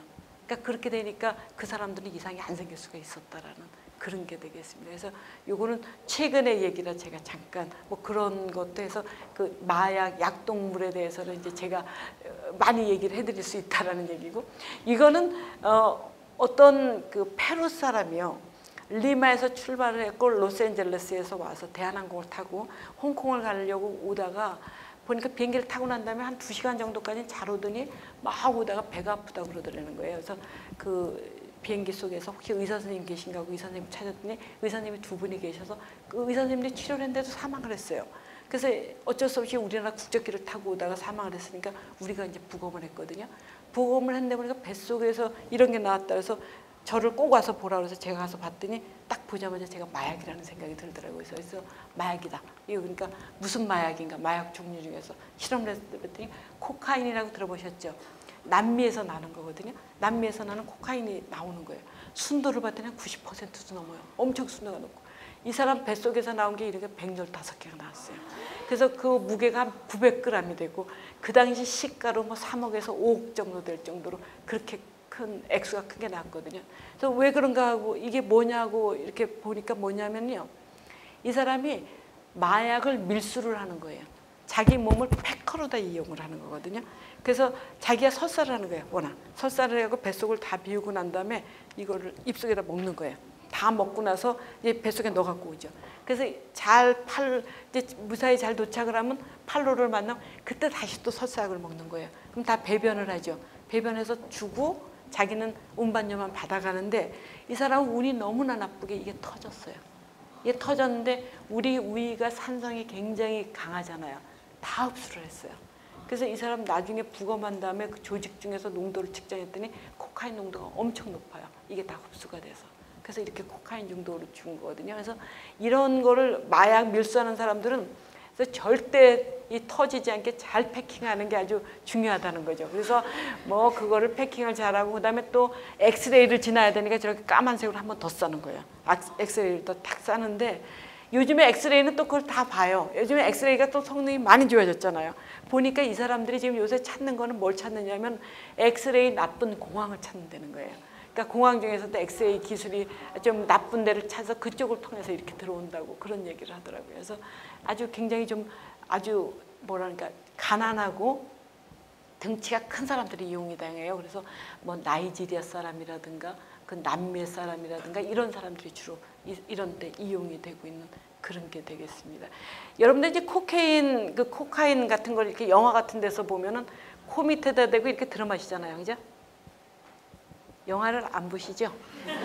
영화를 보시질 않는 것 같아요. 영화를 그 보면은 그래서 제가 사실은 마약 실험하고 그러면서 제가 교육할 때 꼭 하는 게 경찰분들이 영화에서 보면 맨날 이렇게 침 묻혀갖고 찍어 먹어보잖아요. 이렇게 찍어 먹어보고 이거 마약이네 이렇게 얘기하시잖아요. 그렇게 되면은 저 같은 사람 직업이 없어지죠. 제가 마약 검사하는 사람인데 침으로 찍어갖고 먹어보면은 다 맞추면은 그걸 어떻게? 근데 그렇게 마약하는 거 굉장히 위험하거든요. 마약 중에서도 우리가 히로뽕이라는 거 들어보셨잖아요. 히로뽕 분말로다 이렇게 잘 갈아놓고 그다음에 청산 잘 갈아서 2개 놓으면 똑같이 백색 분말이거든요. 침 묻혀갖고 한번 찍어 먹으면은 청산 같은 경우는 치사량이 200mg이에요. 침무침 한번 찍으면 먹을 수 있고 죽을 수 있는 양이 충분히 되거든요. 그다음에 마약이라는 건 한번 먹어보면은요. 2번 먹고 이러면 중독돼요. 그 약물 없이 살 수가 없거든요. 그래서 절대 먹어보면 안 되는데 영화에서는 여전히 그냥 침 묻혀갖고 이렇게 찍어 먹는 게. 그래서 저는 아주 그게 굉장히 어떻게 저걸 고쳐야 될까 이런 생각을 하는데 근데 또 영화에서 보면 근데 사실은 코케인 복용하는 건 말이 돼요. 거기 보면 코 밑에다 대고 이렇게 들어 마시잖아요. 그 이제 스노팅 그 스니핑 이렇게 하는데 코 점막으로 흡수를 하는데 코 점막이 굉장히 얇아요. 얇은 데다 혈관이 쫙 분포가 돼 있거든요. 그럼 이 마약이 들어오면서 바로 흡수가 되고 코하고 뇌하고는 연결이 돼 있으니까 수초 이내에 작용이 나타난다는 거죠. 그러니까 작용이 굉장히 이제 빨리 나타난다는 그런 거거든요. 그래서 코카인 같은 거 많이 남용하는 사람들은요, 이 분말을 갖고 줄을 만들어요. 줄을 만들어 갖고 스트로우를 코에다 끼는 거예요. 그래서 스트로우에다 들어 마시고 해서 이 사람들은 코 점막에 구멍이 이렇게 뻥뻥뻥뻥 뚫려져 있다는 거거든요. 그래서 굉장히, 그리고 이 코케인은요 굉장히 독성이 크기 때문에 한 번 자기가 복용한 다음에 뭐 이거 다시 다음에는 안 먹어야지, 근데 그럴 수가 안 된다는 거거든요. 그래서 이 굉장히 좀 위험한 그런 게 되겠습니다. 그래서 절대 처음부터 안 먹어야 되는 게 바로 이런 게 되겠습니다. 네. 국가수에서 갖고 있는 또 중요한 기술 중에 하나가 모발 중에서 그 마약을 먹었는지 안 먹었는지 검출하는 건데요. 보통은 소변을 갖고 실험을 해요. 소변 갖고 실험하는데 우리가 어떤 약물을 먹고 난 다음에는 소변 중에서도 배설이 되는 거는 시간이 한 일주일만 지나도 안 나오거든요. 먹었는지 뻔히 아는데도 안 나오니까 그러면은 좀 오래 지난 사람은 어떻게 할 수 있겠는가 하는 게, 우리가 무슨 약물을 먹게 되면은 그 약물이 혈액에 녹아갖고 머리카락으로 이렇게 가거든요. 그러면서 머리카락 속에 여기 떨어져 있어요. 머리가 떨어져 있고 혈액은 나오죠. 그 다음에 여기 떨어져 있는 약물이 그 다음에 머리가 자라는 속도에 따라서 이동이 됩니다. 머리가 한 달에 얼마쯤 자랄까요? 오, 잘하는데요. 책에서 봤어요. 거기 써 있었구나. 그 써 있지 않아서 이제 오늘 상은 주려고 그랬는데. 한 달에 1cm쯤 자라니까 제가 만약에 마약을 6개월 전에 먹었다면 머리카락 여기서부터 모근으로부터 6cm 이렇게 남아있는 거거든요. 그래서 이게 굉장히 중요한 게, 어떤 사람이 이제 집행유예 일어나 2개월 전에 풀어놨고 마약을 그 전에 먹었지 집행유예 기간에 안 먹었다, 이런 사람이 있을 수가 있잖아요. 그랬을 경우에는 머리카락을 갖고 와서 2cm에서 그게 나오는 거 안 나오는 거 보면 되거든요. 거기서 안 나왔다 그러면 2개월 동안 안 먹고 그 전에 먹었다, 이런 게 되는 그런 거거든요. 근데 이제 저희가 이 모발검사법을 만들었다고 그랬더니 삭발을 한 사람들이 이렇게 많이 생긴 거예요. 삭발을 해갖고 머리를 다 깎았다는 거예요. 그래서 경찰분들이 막 요새 머리를 이렇게 깎은 사람이 많다고 그런 얘기를 하는데, 어떤 경찰분들이 한 번은 저희한테 증거물을 갖고 왔는데 이 다리에 있는 털을 갖고 왔어요. 근데 거기서 실험했는데 정말 양성이 나왔어요. 그래서 어떤 거냐면은 어떤 거를 먹든지 이렇게 그 모발 같은 데 침착이 되는데, 대신 이제 하나의 특징은 뭐냐면요, 이 머리 같은 경우는 굉장히 일정하게 자라요. 일정하게 자라는데 우리 몸에 다른 데 있는 체모는 그렇게 자라질 않는다는 거죠. 일정하게 자라질 않으니까 먹었다는 그 역사, 히스토리를 알기는 좀 어렵다라는 그런 게 되겠습니다. 그래서 모발이 가장 그런 걸 하기는 가장 좋은 걸로 그렇게 얘기되어 있습니다. 거짓말 해봤지? 거짓말 해봤어, 안 해봤어? 해봤지? 했더니 어땠어? 거짓말 했더니 어떤 증세가 나왔었어? 우리 제일 공부 열심히 하는 학생이거든요. 거짓말 했을 때 가슴이 좀 빨리 뛴 거다. 빨리 뛰었지. 빨리 뛰었지. 가슴이 빨리 뛴다는 게 이게 굉장히 중요하거든요. 심박동이 막 빨리 되는데, 호흡하는 건 어떤 것 같아서? 호흡이 빨리 된 것 같아? 천천히 된 것 같아? 호흡은? 빨리. 근데 호흡은 그렇게 잘 빨리 되는 사람은 아주 드물고요. 대부분의 사람들은 호흡이 늦어진다고 그래요. 굉장히 거짓말을 하고 난 다음에 막 들키려고 그럴 때. 그 다음에 또 하나 하는 게 뭐냐면 피부의 전도도에 땀 같은 게 난다는 거예요. 손에서. 그래서 이제 일반적으로 그 세 가지를 중점적으로 해요. 근데 이거를 지금 의자 같은 경우에는 이제 국가수에서 만들어 놓은 의자인데, 어떤 그 뚱뚱한 사람이 오면 저 의자 앉으면 좀 좁고, 날씬한 사람이 오면 너무 크고, 그러니까 그 선생님이 저거를 좀 몸에 맞게 만들겠다 했고 저거 만들어 놓은 거거든요. 그래서 저기 앉으면 크기에 따라서 막 조절이 돼요. 그래서 앞으로 이렇게 쫙 돌아가는 이제 그런 거거든요. 근데 저기에는 또 뭐가 있냐면 그거 세 가지 이외에 더하는 게 동공의 변화를 측정을 해요. 동공의 변화는 사실은 여러분들 아마 추리소설 많이 읽으신 분들은 그런 얘기도 하던데요. 그 007이라든가 뭐 이런 사람들은 보면은 거짓말 탐지에 걸려도 안 걸리게 훈련을 받는다, 그런 얘기를 하거든요. 근데 그런 사람도 동공의 변화는 못 고친다는 거예요. 동공은 평소에 얘기하던 거랑 거짓말해서 변하는 거랑은 확실히 차이가 난다는 거거든요. 그래서 이제 그런 것까지 동공의 변화를 하고요. 또 하나 여기 의자 또 하나 특징적인 게 있는 게 여기 방석이 하나가 있는데요. 거짓말을 하면 괄약근, 엉덩이 근육이 변한대요. 그래서 그 엉덩이 근육 변하는 것까지를 같이 측정을 하니까 뭐 완벽하게 거짓말을 하나 안 했나 한다라는 그런 게 되죠. 제가 한번 해본 얘기를 하겠습니다. 제가 사실은 거짓말 탐지가 조금 저는 잘 안 믿어지는 편이었어서 제가 좀 잘 안 믿었더니 우리 선생님이 저보고 한번 하자고. 그래서 제가 그럼 한번 하자 그러고 했죠. 그랬더니 저보고 1부터 10까지 중에서 아무 번호나 하나를 써가지고 감추라는 거예요. 뒤에다가 감추고 자기한테 얘기하지 말고. 그래서 1에서 제가 10까지니까 3을 썼어요. 3 써갖고 제가 딱 감추고 있었어요. 그 다음에 이제 선생님이 저한테 물어요. 1이요? 그럼 저는 아니요, 2요, 아니요, 3이요. 아니, 저는 아니요라고만 답만 하면 되는 거였거든요. 그래서 아니요라고 10까지 대답을 딱 하고 났더니 끝나고 났더니 우리 선생님이 저를 보고 씩 웃으면서 하는 얘기가 3 쓰셨는데요? 그러더라고요. 깜짝 놀랐죠, 제가. 그래서 내가 어떻게 알았냐 할 때 그래프를 보여주는데 제 그래프가 벌써 2부터 올라가는 거예요. 2부터. 그러니까 3 되면은 아니라고 그래야지. 뭐. 그러니까 나름대로는 아니요라고 이렇게 답을 했음에도 불구하고 그게 그렇게 되질 않는 건가 봐요. 그래서 이 거짓말을 했을 때 이게 그렇게 될 수밖에 없겠다 그런 거고요. 근데 어쨌든 아주 중요한 거는 제일 중요한 건 그 검사관의 질문이에요. 그 사건과 관련된 그 질문을 정확하게 해야지 되는 거거든요. 그래서 보통 거짓말 한 사람, 그 거짓말 하러 온 사람 바로 하지 않고요. 약간 와갖고 얘기를 좀 해요. 해서 이분이 평상시에 어떤 상태인가를 보고 나서 거짓말 탐지를 하는 게 원칙이거든요. 어느 해에 식빵 속에 쥐가 들어가 있다고 해서 아주 크게 됐던 사건이 한 번 있었어요. 우리나라에 이제 커다란 2개 빵집이 관련되는 사건이었는데요. 이 식빵이 이렇게 의뢰가 왔는데 어쨌든 쥐가 식빵을 만들기 전에 들어갔느냐 만들고 난 후에 들어갔느냐 이게 이제 중요하다는 거거든요. 근데 우리 선생님이 딱 보고 나더니 하는 얘기가 쥐가 저기 보니까 이거 식빵 만들기 전에 처기부터 들어갔다는 거죠. 그래서 내가 왜 그렇게 생각하느냐 그랬더니 만약에 다 만들고 난 다음에 식빵을 이 쥐를 넣었으면 다 부셔졌을 텐데 쥐가 너무 이쁘게 들어가 있다는 거예요. 그 안에 싹 들어있는 거라서 처음부터 이제 넣겠다. 이제 그런 얘기를 했고요.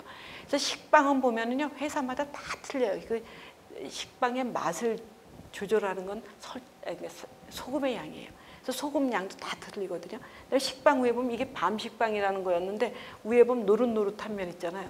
거기에 칠하는 그 식용유 종류도 다 회사마다 틀리거든요. 뭐 그런 거 다 실험했어요. 그런 거 다 실험했는데 그 경찰분들은 이제 국가수가 뭐든지 다 한다고 생각하거든요. 그러니까 이 쥐가 발견됐으니까 그 쥐가 집쥐냐 야생쥐냐 실험하는 쥐자 어떤 쥐냐 쥐를 밝혀달라 이제 이런 얘기를 또 한 거예요. 그래서 이 쥐가 어떤 쥐인가 이제 또 저희가 이제 밝히는 과정인데 그 선생님이 쥐 발톱을 보니까 쥐 발톱에 뭐가 보이더라는 거예요. 근데 잘 안 보였고 그걸 현미경으로 봤어요. 현미경을 봤더니 현미경 속에서 뭐가 보이는 거예요. 그래서 이게 뭔가 하고 그 현미경에 나오는 걸 갖고 이제 뭐 여러 가지 기계를 통해서 했더니 거기서 끈끈이 성분이 나온 거예요. 그러면 쥐를 잡을 때 끈끈이를 갖고 잡았다는 게 되는 거죠. 그때 용의자가 있었거든요. 그래서 용의자 집에 혹시 그런 게 있나 찾아보라 했더니 용의자 집에서 그 끈끈이가 나왔어요. 그래서 2개를 맞춰봤더니 똑같아요. 그래서 이 사람이 끈끈이를 갖고 쥐를 잡았다는 게 얘기가 됐고, 근데 그 사람이 그 전까지는 자기는 아니다, 뭐 길에 떨어진 거 쥐를 봤다, 뭐 이런 얘기 정도만 했었는데 아주 의도적으로 쥐를 잡았다라는 게 얘기가 됐던 그런 게 되겠습니다. 그래서 쥐 발톱이 얼마나 작은지 아시겠죠? 거기서 뭐 그 우리 선생님들은 뭘 찾는 그런 분들이세요.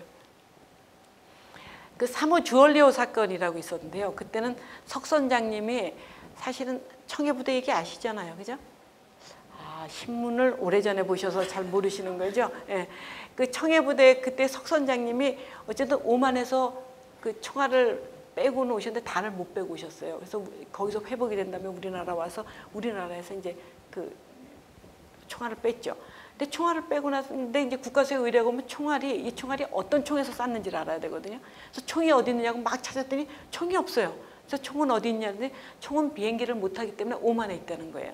오만에 있고 그 해적까지도 왔는데, 근데 해적들이 우리나라 오더니 하는 얘기가 자기가 총 안 쐈다 그러는 거예요. 그날에서는 쐈다 그러더니 여긴 총도 없는데, 그래서 하는 수 없어서 그날 바로 우리 선생님들이 오만을 갔어요. 오만을 가가지고 이제 어떤 총에서 그게 나왔나를 찾아야 되니까. 근데 총은 갖고 올 수가 없고 막 생각을 하다 보니까 기관총들이 전부 다가 멜빵이 있더라는 거예요. 그럼 멜빵이 있었다면은 사람들이 그 더운 날에서 멜빵을 되게 있었지만 멜빵 속에 땀이 묻어 있었을 거라는 거죠. 그래서 땀을 분석을 하면은 그 총의 주인이 누군가를 찾을 수 있다라는 거죠. 그래서 멜빵만 갖고 왔어요. 총은 못 갖고 멜빵만 갖고 왔고 멜빵에서 그 땀 성분에서 유전자를 딱 분석을 해서 보니까 그 총알하고 그 RI라는 사람하고 매치가 된 거예요. 그래서 그때 이제 자백을 받을 수 있었던 그런 거거든요. 그래서 이런 것들이 굉장히 아주 작은 거에서 그런 사건들을 해결하는 그런 게 되겠습니다.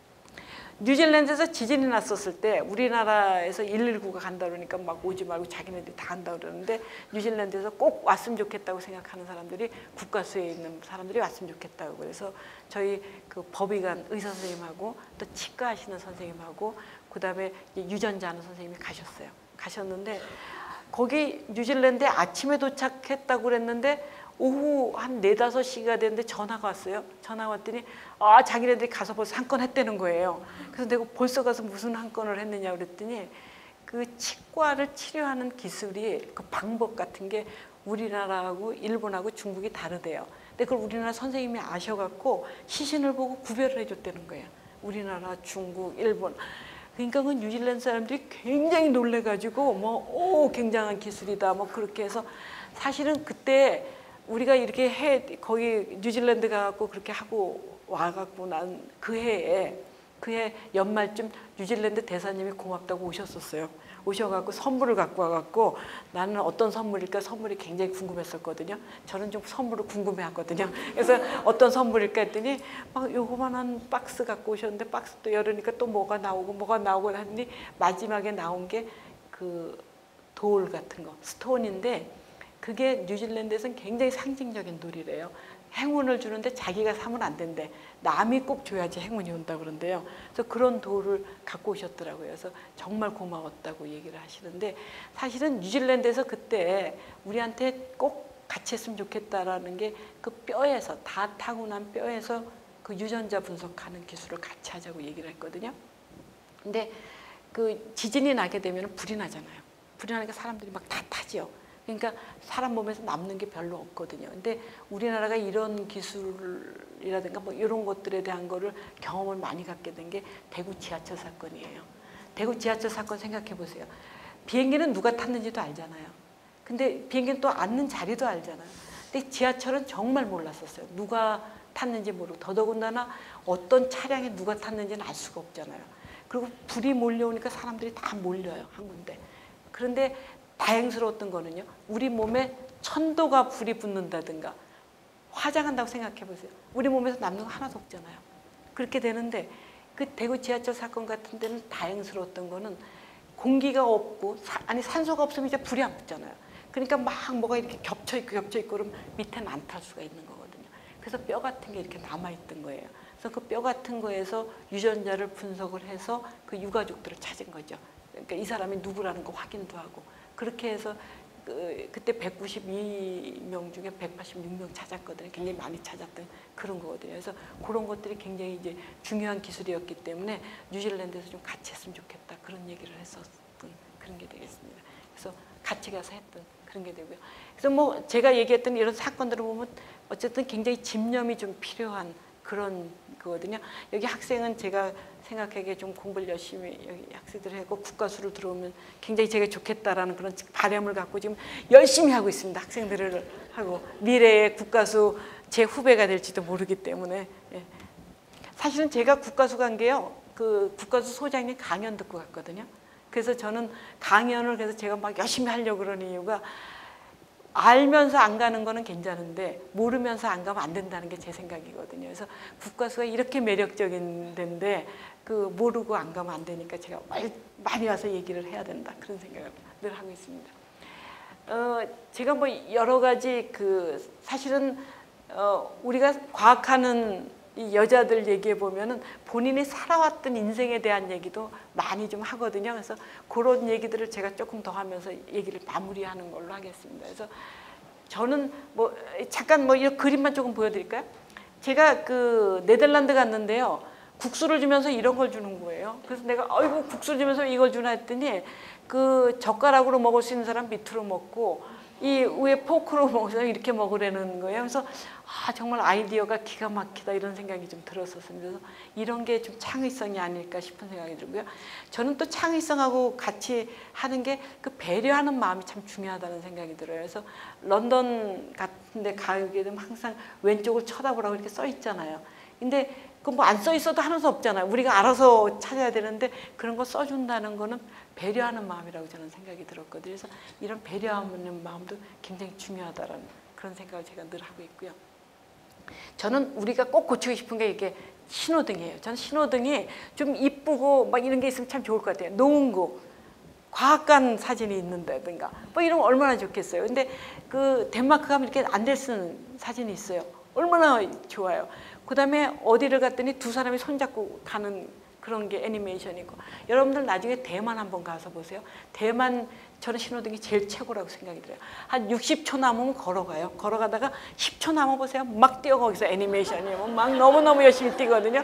그러니까 얼마나 귀여워요. 그래서 나는 뛰어가야 될까 봐 그렇게 생각을 할 수가 있으니까 전 그런 게 그 국민들에 대한 어떤 미소를 줄 수 있는 게 아닌가 그런 생각을 늘 했었습니다. 두바이 경찰청을 제가 갔더니 경찰차가 다 람보르기니나 페라리라는 거예요. 이야, 이게 경찰차가 왜 이렇게 좋아야 되느냐 그러고 물어봤더니 자기네 국민들이 다 BMW나 벤츠를 탄다는 거예요. 범인도 벤츠나 BMW를 타기 때문에 경찰이 빨리 가서 잡아야 되니까 이거 차야 된다는 거예요. 그런데 두바이가 범죄율이 낮아요. 범죄율이 이렇게 높은 게 아닌데 굉장히 이게 아주 본인들의 그 부자라는 걸 보여주는 그런 것 같았었습니다. 그래서 아주 제가 인상적으로 이걸 봤었고요. 제가 음식점 갔더니 저를 꼭 올 줄 알았다는 거예요. 그래서 제가 어머 이런 음식점도 있네 뭐 이런 생각을 제가 좀 했었습니다. 사실은 전문가 정신 같은 경우는 사실 자기가 하는 일에 대해서 승산을 가져야 되거든요. 그러려면은 정말 열심히 해야 되거든요. 그래서 이제 저는 대학생들 같은 경우가 전공이 내가 좀 다르다, 전공이 잘못 온 거 아닌가 이렇게 후회하지 말라고 전 얘기를 해요. 왜냐하면 이왕 택한 전공이면은 그걸 4년간 마무리를 하고 대학원을 딴 걸 가라 이거거든요. 화학을 전공한 사람이 대학원에 가서 경영학을 했다 그러면 기가 막히거든요. 그거 한 사람은 없잖아요. 두 가지를 같이 할 수 있는 사람은 없다라는 거거든요. 그래서 그런 쪽으로 해서 조금 적극적으로 봐야지 내가 다시 옮겨갖고 그쪽에 가서 좋아할 수 있을 확률이 꼭 생기지도 않거든요. 그래서 그런 쪽으로 본다면은 이 전문가 정신에는 지금 하는 일에 최선을 다하는 게 굉장히 중요하다는 그런 생각을 저는 늘 하고 있습니다. 제가 아까 말씀드린 대로 저는 국가수에 들어갈 때 그 소장님 강연을 듣고 들어갔기 때문에 들어가기만 하면 멋진 사건 속에 제가 팍 들어갔고 막 실험하고 막 이럴 줄 알았거든요. 갔더니 저한테 맨날 시키는 게 비커 닦으라는 거예요. 비커 맨날 닦으라는데 비커는 굉장히 닦기 어려워요. 설거지하는 거하고는 아주 달라요. 한 100번씩 닦고 헹구는 것도 막 100번씩 헹구고 헹군 다음에 또 여기 와서 뭐 끈적이 있으면 다시 닦으라고 그러거든요. 근데 저는 사실은 비커 닦는 것까지 그래도 닦았는데 제일 하기 싫었던 게 커피 타는 일이었었어요. 그 당시에는 여성들이 다 커피 타는 일을 했거든요. 너무너무 타기가 싫었어요. 너무너무 타기가 싫어갖고 커피 탈 때 맨날 성의 없이 막 맘대로 이렇게 집어넣어 막 쓱쓱쓱쓱 해서 갖다 드리고 뭐 이랬거든요.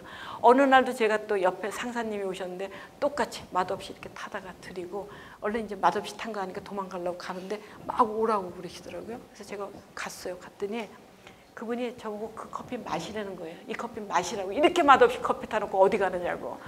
그래서 저는 그때 정말 깜짝 놀랐었어요. 얼마나 무서웠는지 막 도망가고 싶고 숨고 싶은데 도망갈 때도 없고 숨을 때도 없고 부끄럽고 막 그래서 정말 제가 생각하면 어쩌면 그때 그런 제가 그 순간에 성의 없이 일을 하면 안 된다는 걸 깨우쳤기 때문에 오늘의 제가 있다고 저는 생각하거든요.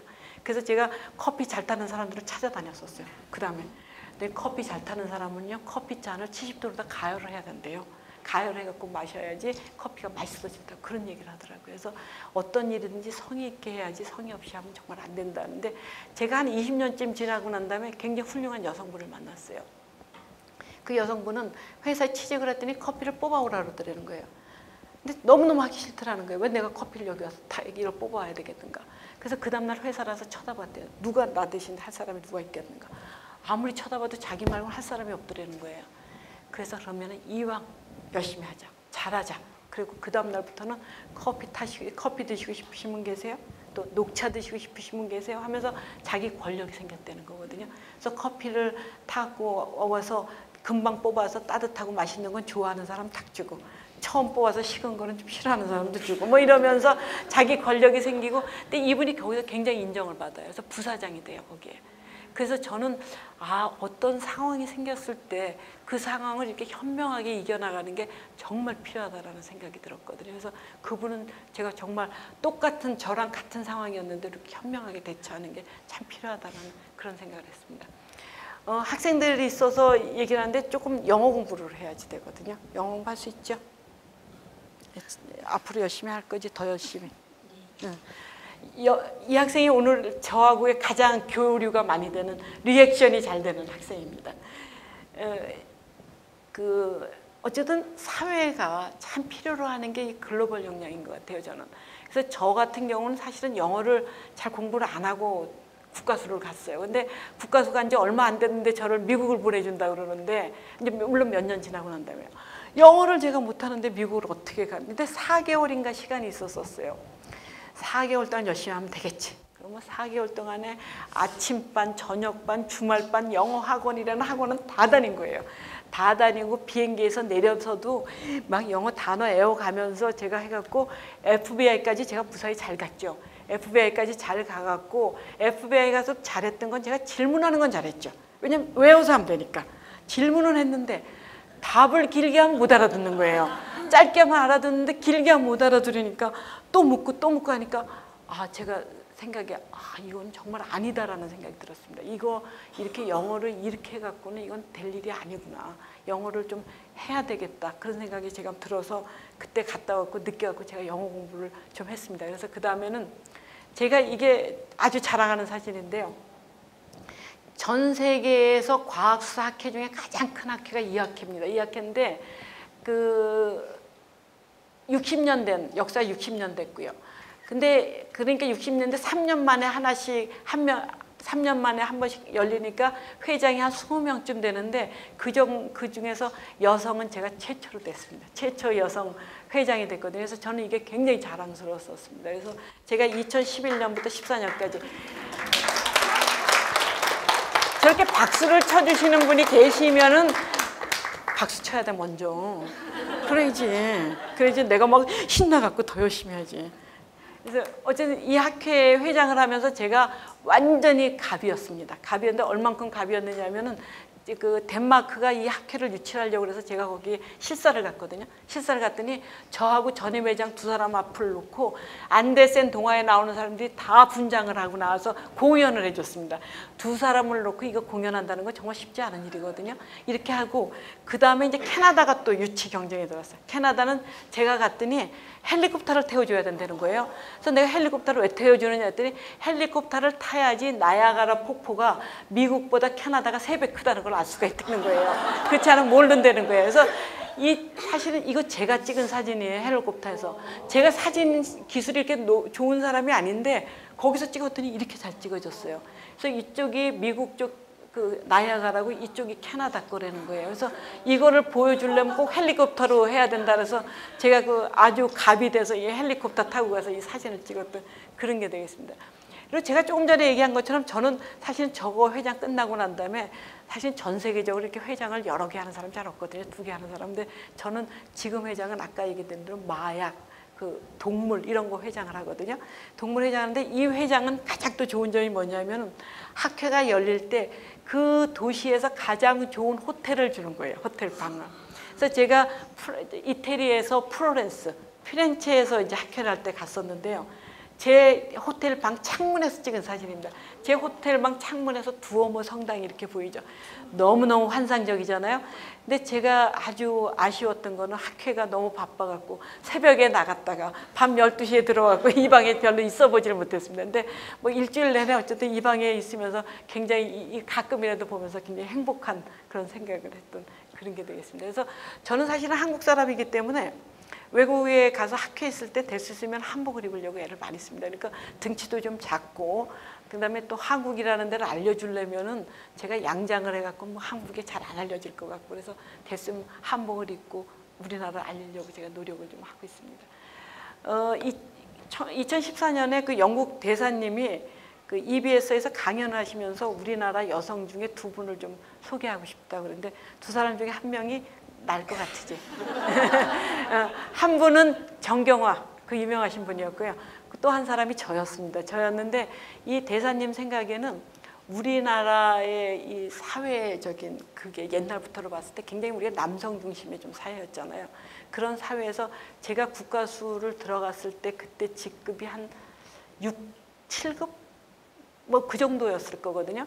그러니까 그 정도였는데 거기서부터 해서 그래도 그 어떤 기관의 헤드까지 갈 수 있었던 거는 굉장히 여성으로서 어떤 그 유리천장을 깬 게 아니겠느냐 해갖고 이 강연 중에 저를 얘기를 해주셨습니다. 그래서 제가 요즘 자랑하려고 갖고 왔고요. 그래서 저는 영국 그 훈장을 받았습니다. 영국 훈장을 받아서 영국 여왕님 훈장을 받았는데 훈장이 되게 이뻐요. 이쁜데 사실은 아직도 제가 걸어보진 못했습니다. 왜냐하면 이 걸어보는 거는 여왕님이 걸어줘야 된다 그러는데 제가 그 영국을 가지를 못해갖고 이게 훈장이 여기 왔거든요. 우리나라에. 우리나라에 와서 대사님이 그냥 전달만 해주셨습니다. 그러니까 달아주질 못한다고 얘기를 하더라고요. 근데 얘기해 가면 이게 올 때 뭐 저기 비행기의 한 자리를 차지하고 온다 뭐 이런 얘기도 있었습니다. 그래서 내가 굉장히 그 프로토콜 의전은 아주 영국이 굉장히 투철하기 때문에 그런 걸로 제가 얘기를 들었었습니다. 저는 사회가 조금 엉뚱한 얘기인데 사회가 아주 필요한 사회가 우리가 서로 신뢰받는 사회라고 생각하고 있습니다. 신뢰를 했을 때 우리가 많은 사회적으로 우리가 낭비가 될 수 있는 코스트도 좀 절약할 수가 있고 그래서 이 신뢰라는 거는 첫 번째 줄에 있는 것처럼 러너블 스킬이라고 그러거든요. 배울 수 있는 스킬이라고 그러거든요. 그러니까 어떻게 하면 신뢰가 있어지겠느냐. 정직하고 약속 잘 지키고 그다음에 배려하면은 이렇게 우리가 신뢰 있는 사회를 만든다라는 거라 저는 이 얘기 굉장히 좋아하고요. 그다음에 두 번째 줄에 있는 건 컨테이지어스 그러니까 전염된다라는 뜻이거든요. 그래서 내가 신뢰 있는 사람이면은 내 주위에 있는 사람들이 다 신뢰 있는 사람들로 모인다. 이런 얘기들이 저는 굉장히 좋다고 생각이 듭니다. 그래서 우리 사회가 서로 신뢰를 바탕으로 해서 같이 가야 되지 않겠느냐 하는 생각 때문에 제가 조금 엉뚱하지만 이 얘기를 하나 넣었습니다. 이제 제가 거의 끝에 마지막이 됐는데요. 저는 어느 직장이든지 무엇을 하든지 오래 해야지 승산이 있다고 저는 생각이 들겠습니다. 제가 국가수를 조금 다녔으면 저는 절대 소장이 될 수가 없었을 거거든요. 제가 이게 조선일보 사람들의 3번 났던 사진인데요. 첫 번째는 제가 그 부장 됐었을 때입니다. 제가 부장 됐을 때 나왔던 사진이었고 부장 될 땐 제가 마약 박사라고 마약 쪽 일만 막 열심히 했기 때문에 그래서 제가 사실은 마약을 소변 중에서 검출하는 것도 개발을 했었고 모발에서 하는 것도 검출하고 뭐 그런 걸 제가 주로 했던 그런 좀 경험을 갖고 있는데요. 근데 가운데 있는 건 제가 소장 됐을 때였거든요. 제가 그때 이제 국가수가 너무 좋아서 이제 갔는데 그때 과장님이 저를 인터뷰를 하시면서 3년을 있어줄 수 있겠느냐. 그 당시에는 사실은 여성분들이 결혼하면 다 그만뒀던 당시거든요. 그러니까 1년, 2년 다니고 말았던 시대였기 때문에 3년을 있을 수 있겠느냐. 그런데 제가 너무 좋아하는 기관이었고 막 가고 싶어서 갔으니까 제가 3년을 있겠다고 약속을 했는데 3년이 10번 지난 해에 제가 소장이 됐습니다. 그래서 30년을 제가 근무해서 소장이 됐거든요. 그래서 이게 짧은 기간 동안은 절대 승산이 있을 수가 없다라는 게 제 생각이거든요. 그래서 30년 돼서 제가 소장이 됐고 맨 오른쪽에 있는 거는 제가 원장이 됐을 때였습니다. 원장이 됐을 때였는데 제가 했던 사건 중에 그 유명했던 사건 중에 하나가 어떤 가수가 사망을 했는데 오른쪽 팔뚝에 주사바늘 자국이 있었습니다. 주사바늘 자국이 있으니까 마약 먹은 사람이라고 생각을 할 수가 뿐이 없죠. 마약 먹은 사람이다. 근데 부검한 선생님 얘기가 참 이상하다. 이 주사바늘이 마약한 사람들 같으면은 한 번 주사 맞고 그 다음날 맞고 뭐 그 다음날 맞고 이렇게 맞아야 되는데 주사바늘 자국이 28개가 다 굉장히 신선하다는 거죠. 다 새로 금방 맞은 것 같다. 이게 참 이상하다. 근데 그렇다고 그런다고 또 아니라고 그럴 수도 없으니까 일단 마약 쪽을 갖고 실험을 하자 해서 이제 부검을 하고 나면은요 위 내용물, 혈액, 소변 같은 걸 갖고 실험을 해요. 실험을 쭉 했는데 뭐가 보이긴 보이는데 마약 쪽이 아닌 거예요. 마약 한 300종류밖에 안 되거든요. 맞춰봤는데 안 맞춰지는 거예요. 아니에요. 3만 종류 화물 갔어요. 거기서도 안 맞춰져요. 5만 종류 화물 갔는데 거기서도 안 맞춰지고 7만 거기서 안 맞춰지고 10만 종류 항목을 갔는데도 안 맞춰지는 거예요. 아, 이제 못 찾나 보다. 뭐 그러니까 정말 제가 마약 쪽 전문가라고 그러고, 근데 뭐 마약 못 찾으니까 이게 뭐 집에 가서 잠을 자는데 꿈에 나타나서 잠이 안 오는 거예요. 막 이게 왜 못 찾을까, 왜 못 찾을까. 그래서 제가 그 다음날 출근해갖고 우리 직원한테 얘기를 했어요. 나 밤에 꿈에 나타나서 잠을 못 잤다 그랬더니 우리 직원이 나를 이렇게 쳐다보고 하는 얘기가 자기 꿈에 내가 나타났다는 거예요. 그래서 왜 못 찾느냐고 그랬더니, 아, 왜 못 찾느냐고. 그래서 자기는 잠을 못 잤다는 거예요. 그렇게 해서 서로 잠을 못 잘 정도로 얼마나 스트레스 받았나 아시겠죠? 이렇게 스트레스를 받아갖고 잠을 못 잘 정도로 이제 그랬는데 13만 종류 화합물을 갔더니 비슷한 게 하나가 나오는 거예요. 이건가 보다. 그래서 그때부터 막 구조식 그려가면서 막 자료 다 찾아갖고 보니까 딱 맞는 거예요. 이거다. 그리고 다시 실험해서 확실하게 됐을 때 이제 저희가 발표를 했죠. 뭐냐면 동물 마취약이에요. 동물한테 쓰이던 마취약이에요. 그러니까 사람한테 쓰이지 않았던 거기 때문에 그렇게 찾기가 어려웠던 거거든요. 그래서 동물 마취약을 찾으면서 여기 이 사건이 마약 문제가 아니라 그 타살의 흔적 있는 걸로 이렇게 지나가면서 사건이 이제 반전이 되게 됐죠. 그래서 그런 사건들이 있다는 것이 이제 국가수로 봐서는 굉장히 국가수에 근무하는 사람들의 자부심 또 그 보람 같은 거거든요. 그러니까 과학하는 사람들은 아까 뭐 관장님 말씀하신 대로 왜 갖고 왜가 이제 성취되면 되지만 그 호기심과 그 또 왜라는 거를 밝혔을 때 그 기쁨으로다가 과학자는 사실 끝날 수가 있는데요. 국가수일은 거기서 한 발자국 더 나가서 자기가 찾은 그게 사회의 안전과 국민의 안전에 기여를 한다라는 조금 또 다른 차원의 그런 보람이 같이 있거든요. 그래서 굉장히 커다란 저는 그 매력이 바로 그게 국가수의 매력이라고 늘 생각을 하고 있습니다. 그래서 제가 이제 오늘 얘기를 마무리하면서 저는 사실은 이걸 워낙 좋아하는데요. 저한테 가장 중요한 분은 바로 여러분들이시고요. 가장 중요한 시간은 지금 이 시간이고 가장 중요한 곳은 바로 이곳이 되겠습니다. 그래서 저는 현재가 가장 중요하다는 생각을 늘 하고 있습니다. 지금 현재 제가 최선을 다해놓지 않으면 미래에 어떤 일도 사실은 보장할 수 없는 거고, 그다음에 미래를 아무리 걱정을 해도 지금 걱정한 거가 미래에 일어날 일은 2%도 안 된다고 그러잖아요. 그러니까 그것도 일어나지도 않을 거고 그러기 때문에 지금 현재 최선을 다하는 게 가장 중요하다는 생각을 하고 있습니다. 오늘 제 강연을 많이 잘 들어주신 분들 다 감사드리고, 특히 우리 꼬마 친구 열심히 대답도 잘해주고 저한테 아주 리액션이 제일 좋았습니다. 리액션이. 그래서 제가 굉장히 고마운 얘기하면서 강연 마치는 것 같습니다. 감사합니다.